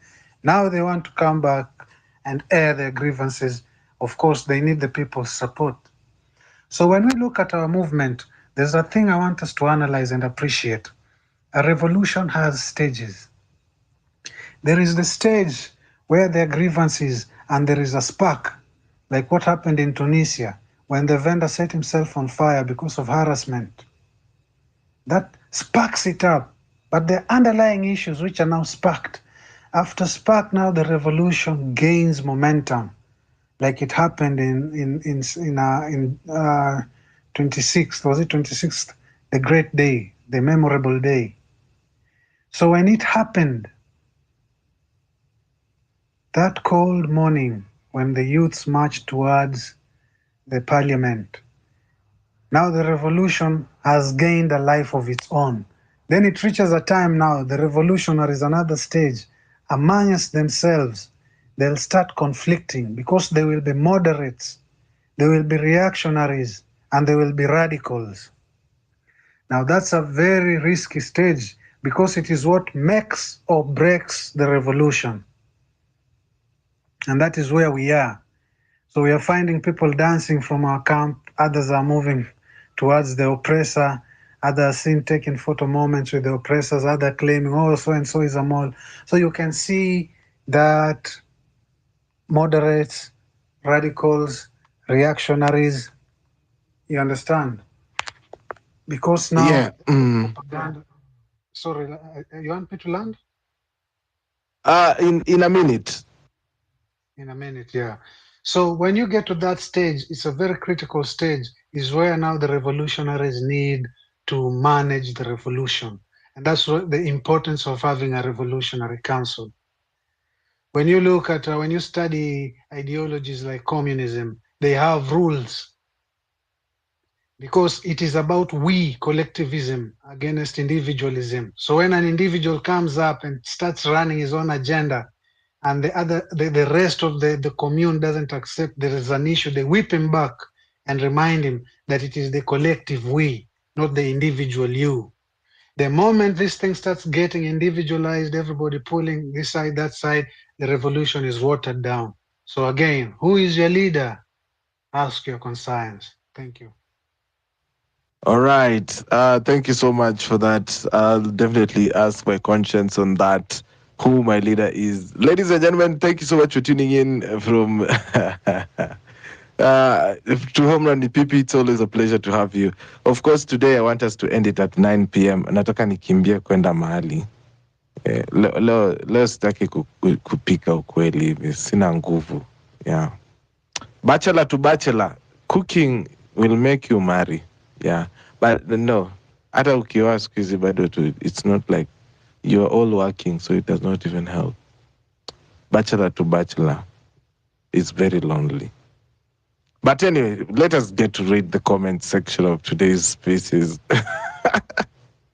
Bachelor to bachelor sangapi? Nobody cares if you're a bachelor. Hey, nyewe mnataka kuoana juu ya njaa. You know, DK says the fact that I do not have anything to go to after the show.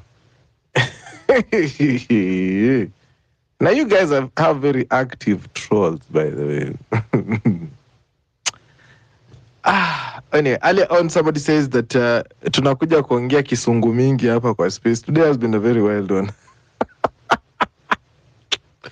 Wacha tuongee kisungu bwana. That is most eternal saying. Having Miseda from Kileleshwa. Lakini having naye mpaka atuambie tu I'm from Kileleshwa. Having hata mimi natoka Rongai na sisemangi. I'm having from Kileleshwa. Enda kabisa. Sisi tuko na kwetu na tuseme. Anyway. Nimeambiwa sipiga watu viboko sana. Luca is saying Ruto is some steps ahead of us. Aguko anasema, and if William Ruto becomes the president of Kenya, we'll try to impeach his deputy president. If he questions the evil things he will be doing, Ruto is not a leader. Okay. Mostly, I think who else wrote to us?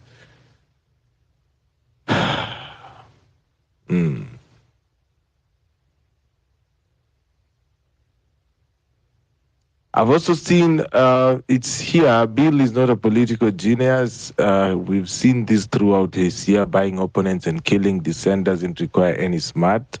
You think so? You think? I don't know, but I feel like it needs some level of smart. Mositana anasema MC Peter was the way forward about Kizungu. Tuliambiwa tuache Kizungu. Tumeambiwa kwamba Kizungu si mzuri sana kwa space, that we talk a lot of English. Now let me just give you some context maybe before we end it. Tumeambiwa kwamba we talk a lot of English, and I'm going to ask Nixon to give me his thoughts on this.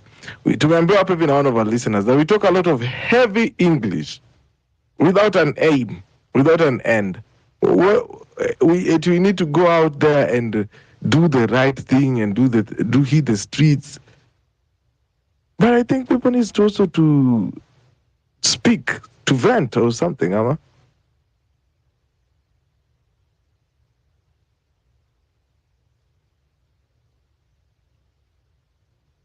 So yeah, thank you for that comment, Bwana Musitado. Anasema Rusungu, tutafanyaje kuhusu Rusungu? Rusungu. Musitano anasema, is Stevenson suggesting that Ruto was weak with Gachagua? How when Gachagua was literally kissing the president's feet, as if kama Ruto angetaka ku extend term limit, Gachagua could have opposed? That's a retrogressive view. Ruto was even more powerful with Gachagua.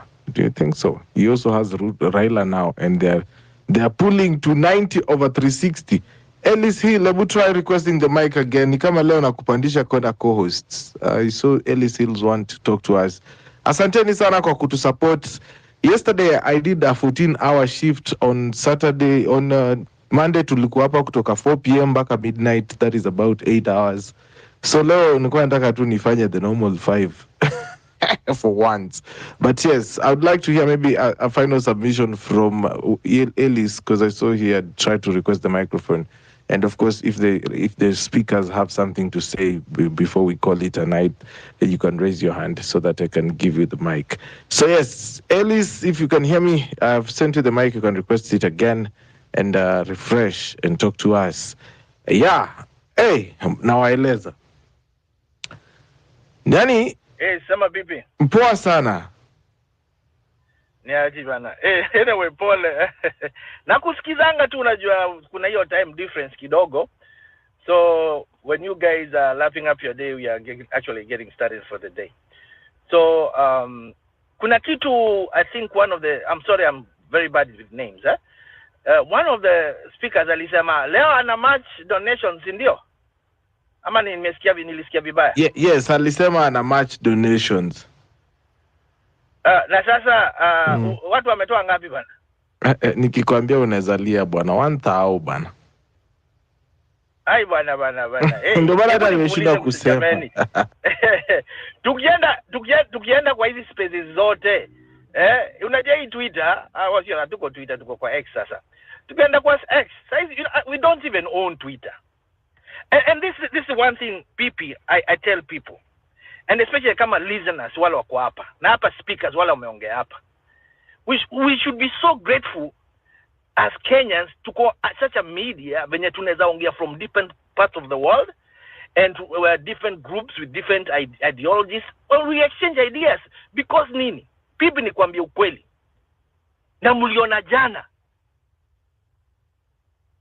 politicians are just a fake representation to us, kutufake ili tuonyeshe kama we own our own country, Kenya. These guys you wamenunuliwa, those are puppets. Kuna mtu ananipigia. Sasa pipi nikwambia hivi. And this is what I want kila mtu tufanye homework yetu. Unajua these owners of our land Kenya, one thing they want is to make us ignorant.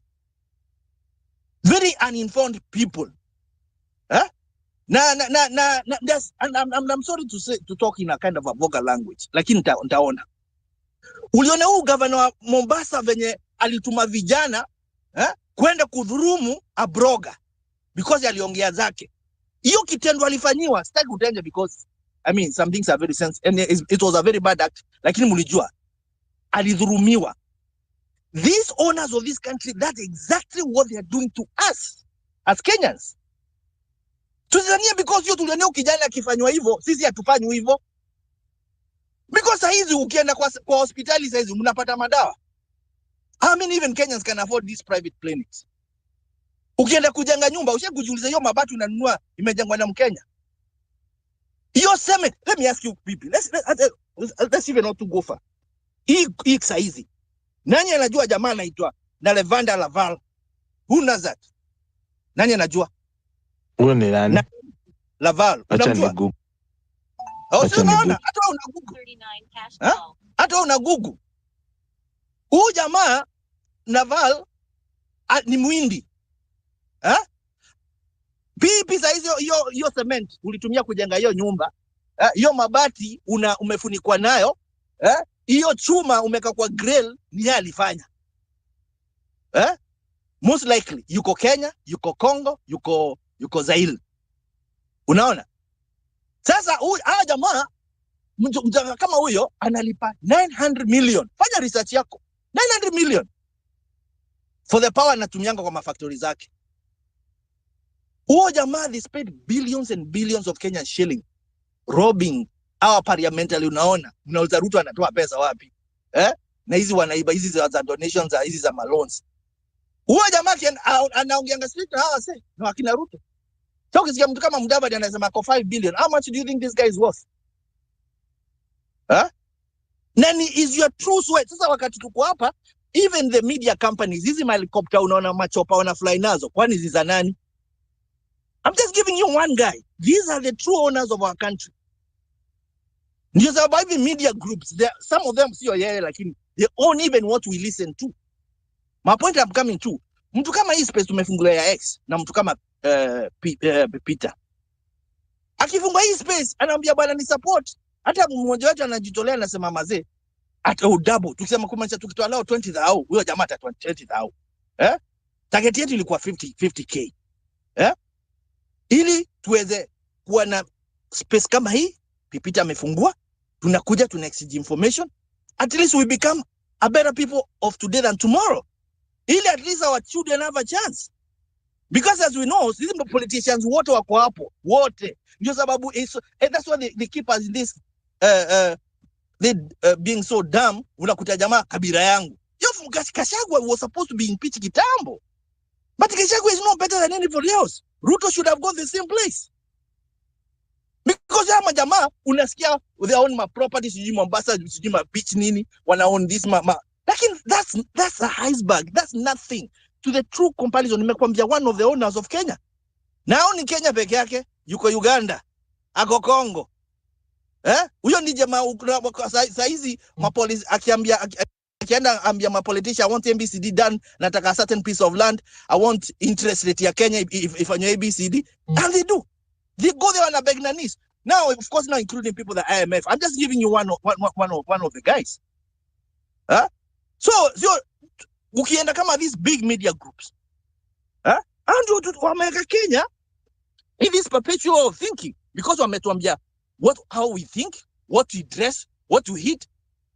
Because ukienda hebu kwenda saizi kwa these the big media groups in Kenya, saizi wanaongea nini? Hakuna kitu ya maana ina support Mkenya.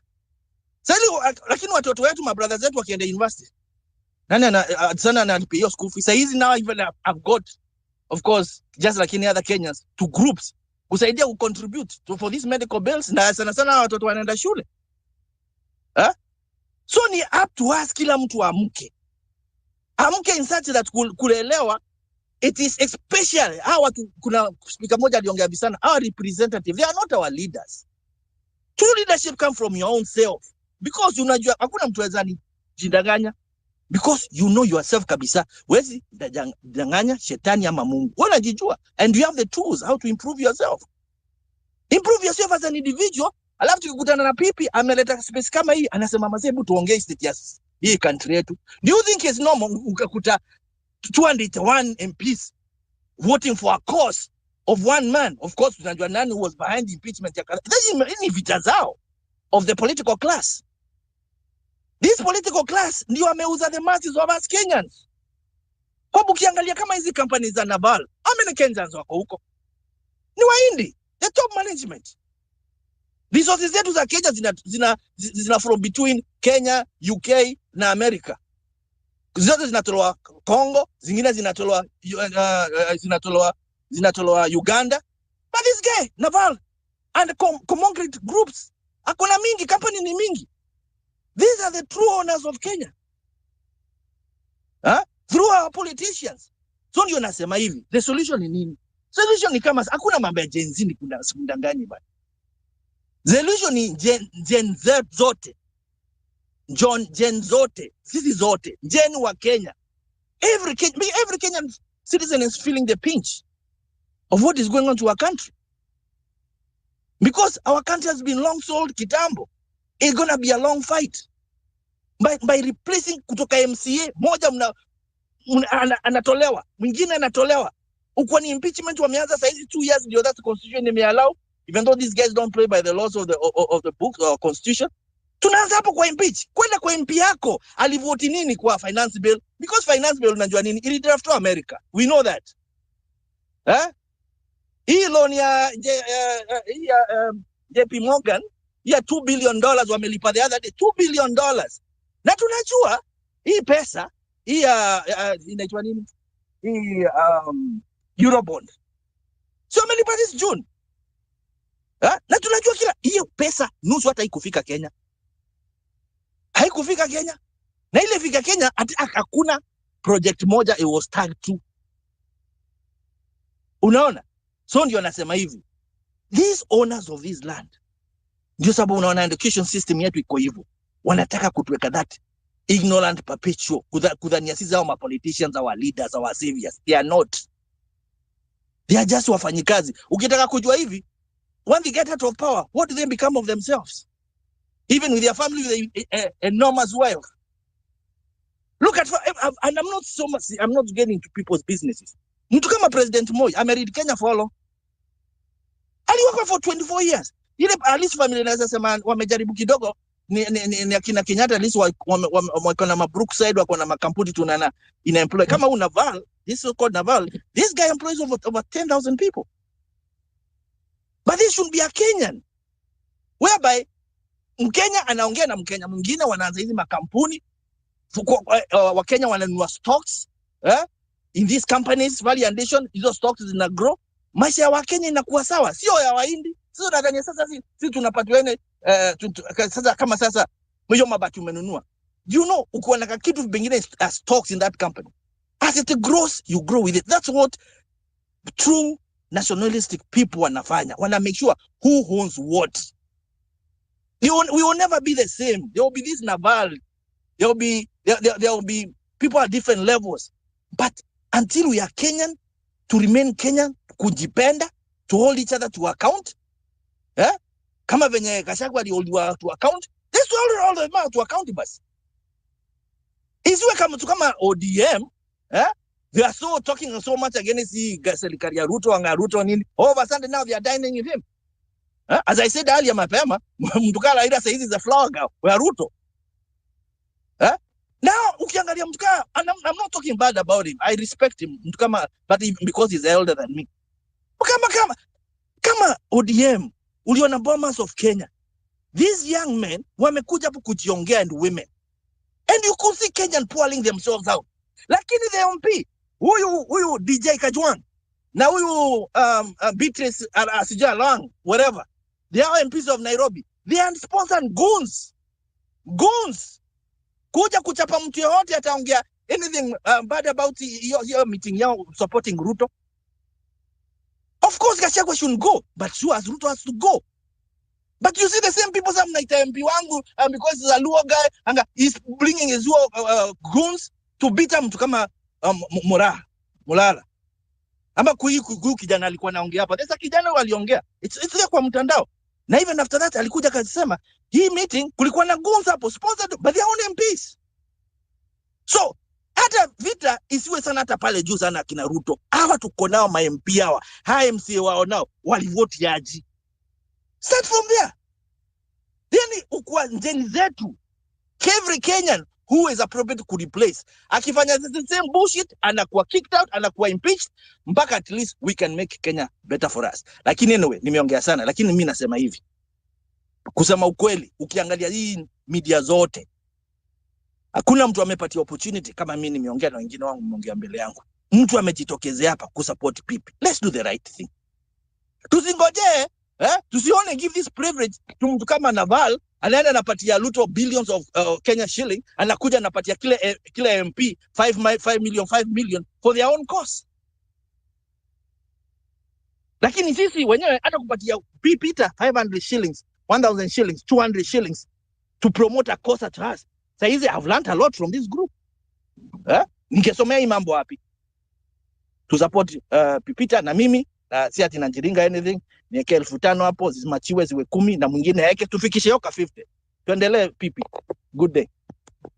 Thank you so much. With that contribution from Ellis, sasa tuko katika 6,500. Ngoja sio hiyo, nilikuwa nataka niweke makofi. Wow. Yeah. Thank you so much, Ellis Hill, of course, for being very supportive. Ellis Hill has been, I think, a listener for the past tangu tuanze. Alikuja hapa akakuja tu na tukaendelea hivyo. So thank you so much, Ellis Hill, for supporting. Tulifukuza sponsor ndo najaribu ku reach out to him. Ebuliza, mbona unaingia kwa mic hivyo na fujo ndugu yangu? He has disappeared, but I've reached out to him, of course, and inform him on our stand. As of now, he has said he's going to help us to get to 50K. So he was going to match any amount that is going to be raised between now and the end of the show, up to 50,000. So right now we are about 6K. So I'll give him the number and see if he's going to match that amount. Hi, Western Shilau is here with us at the final minute of the show. I'm just going to give you 10 minutes. I have to go get food. Sinimwambia leo nataka kukula nje, sitaki kupika bwana. Sina uwezo. Western. 10 minutes and then we're out here. I know Piroso umetoka. Oh my God. Talk to me, Western. Hi, Pepita. How are you? I'm well. Good. Peter, I wanted to say something. Earlier, there is one of your speakers who said the British gave us rights and freedoms and the Constitution. Well, that takes us back to history, Peter.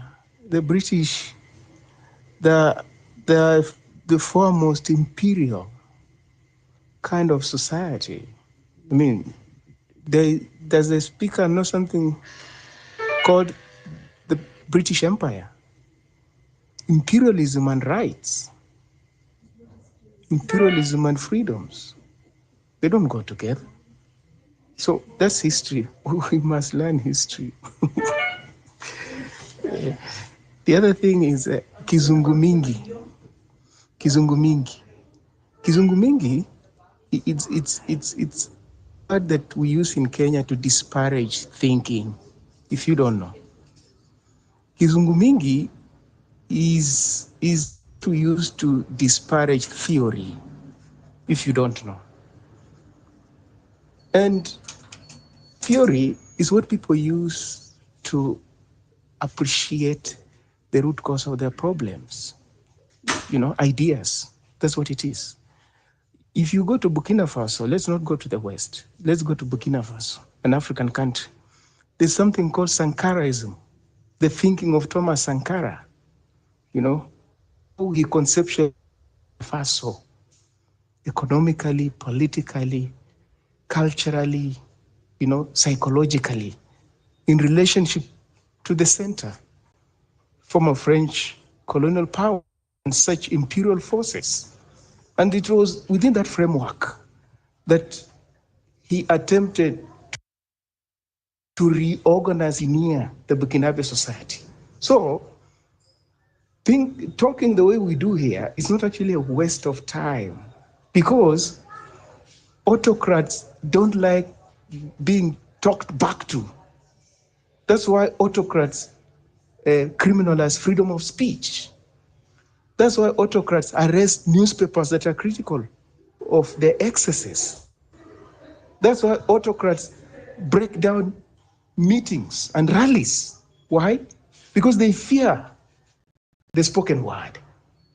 So it's not just that going to the streets is when you're doing something. Speaking back, exposing the excesses of the state and autocrats is an act of subversion. It's an act of subversion. And it has been so since time immemorial. So it's not true that we come here and just talk, we're not doing it. Not quite. You must define, frame, conceptualize what you want to do, your action plan, politically and in any other venture, as far as your life is concerned. Before you go ahead and implement it, you must define it, you must speak about it, you must explain it to someone else. This is what we want to do. Then, when you thrash out what may constitute pitfalls, and you think you've got a watertight roadmap, then you can go ahead and prosecute it. So it's not a waste. Speech, talking is an act of subversion, especially when you talk against autocracy. I think your listenership must appreciate that. And imperialism does not grant rights. Imperialism does not grant freedoms. Imperialism has no regard for the Constitution. History, again. I yield, Pepita. Good night. Thank you so much for that submission, Bwana Western Shilaho. I saw Naniaki Puroso here. Puroso, where have you gone, Bwana? Puroso has disappeared, but thanks so much for that submission, Bwana Western, and also Ellis Hill earlier on. Ladies and gentlemen, of course, to be at the top of the hour, we had a challenge today that any amount that was going to be raised here up until 50,000 shillings was going to be matched. Yes. So kama uko umesikia hiyo and you still have something, you can go and drop pale hivi kwenye tip jar. Drop and support. Naweza itakuwa poa sana tukiendelea hivyo. If you have not seen what you are doing, you can also see my recent posts and see how our studio is looking. And of course, we have a YouTube channel, HRWP. We have the Journey series. If you have a story you want us to share, that is why we're also raising all these monies to try and muffle this studio, buy equipment. Kama microphone za kushoot live wanakuambia ni pesa ya rent. Hey, production. But yes, we are trying to build our own independent media here so that we can also be able to disseminate information without being hindered by that what we call bureaucracy. Unajua watu wa bureaucracy vile wanafanya kazi mzuri. So yeah, we try to also help, we give the people who are of the lowest voice a chance. I don't look at followers here. I just let you share with us, so long as uko na intellectual capacity. And of course, you've heard Western Shilawa ameambiwa Kisungu ina disparage mingi sana, lakini tutaendelea tu hivyo. Anyway,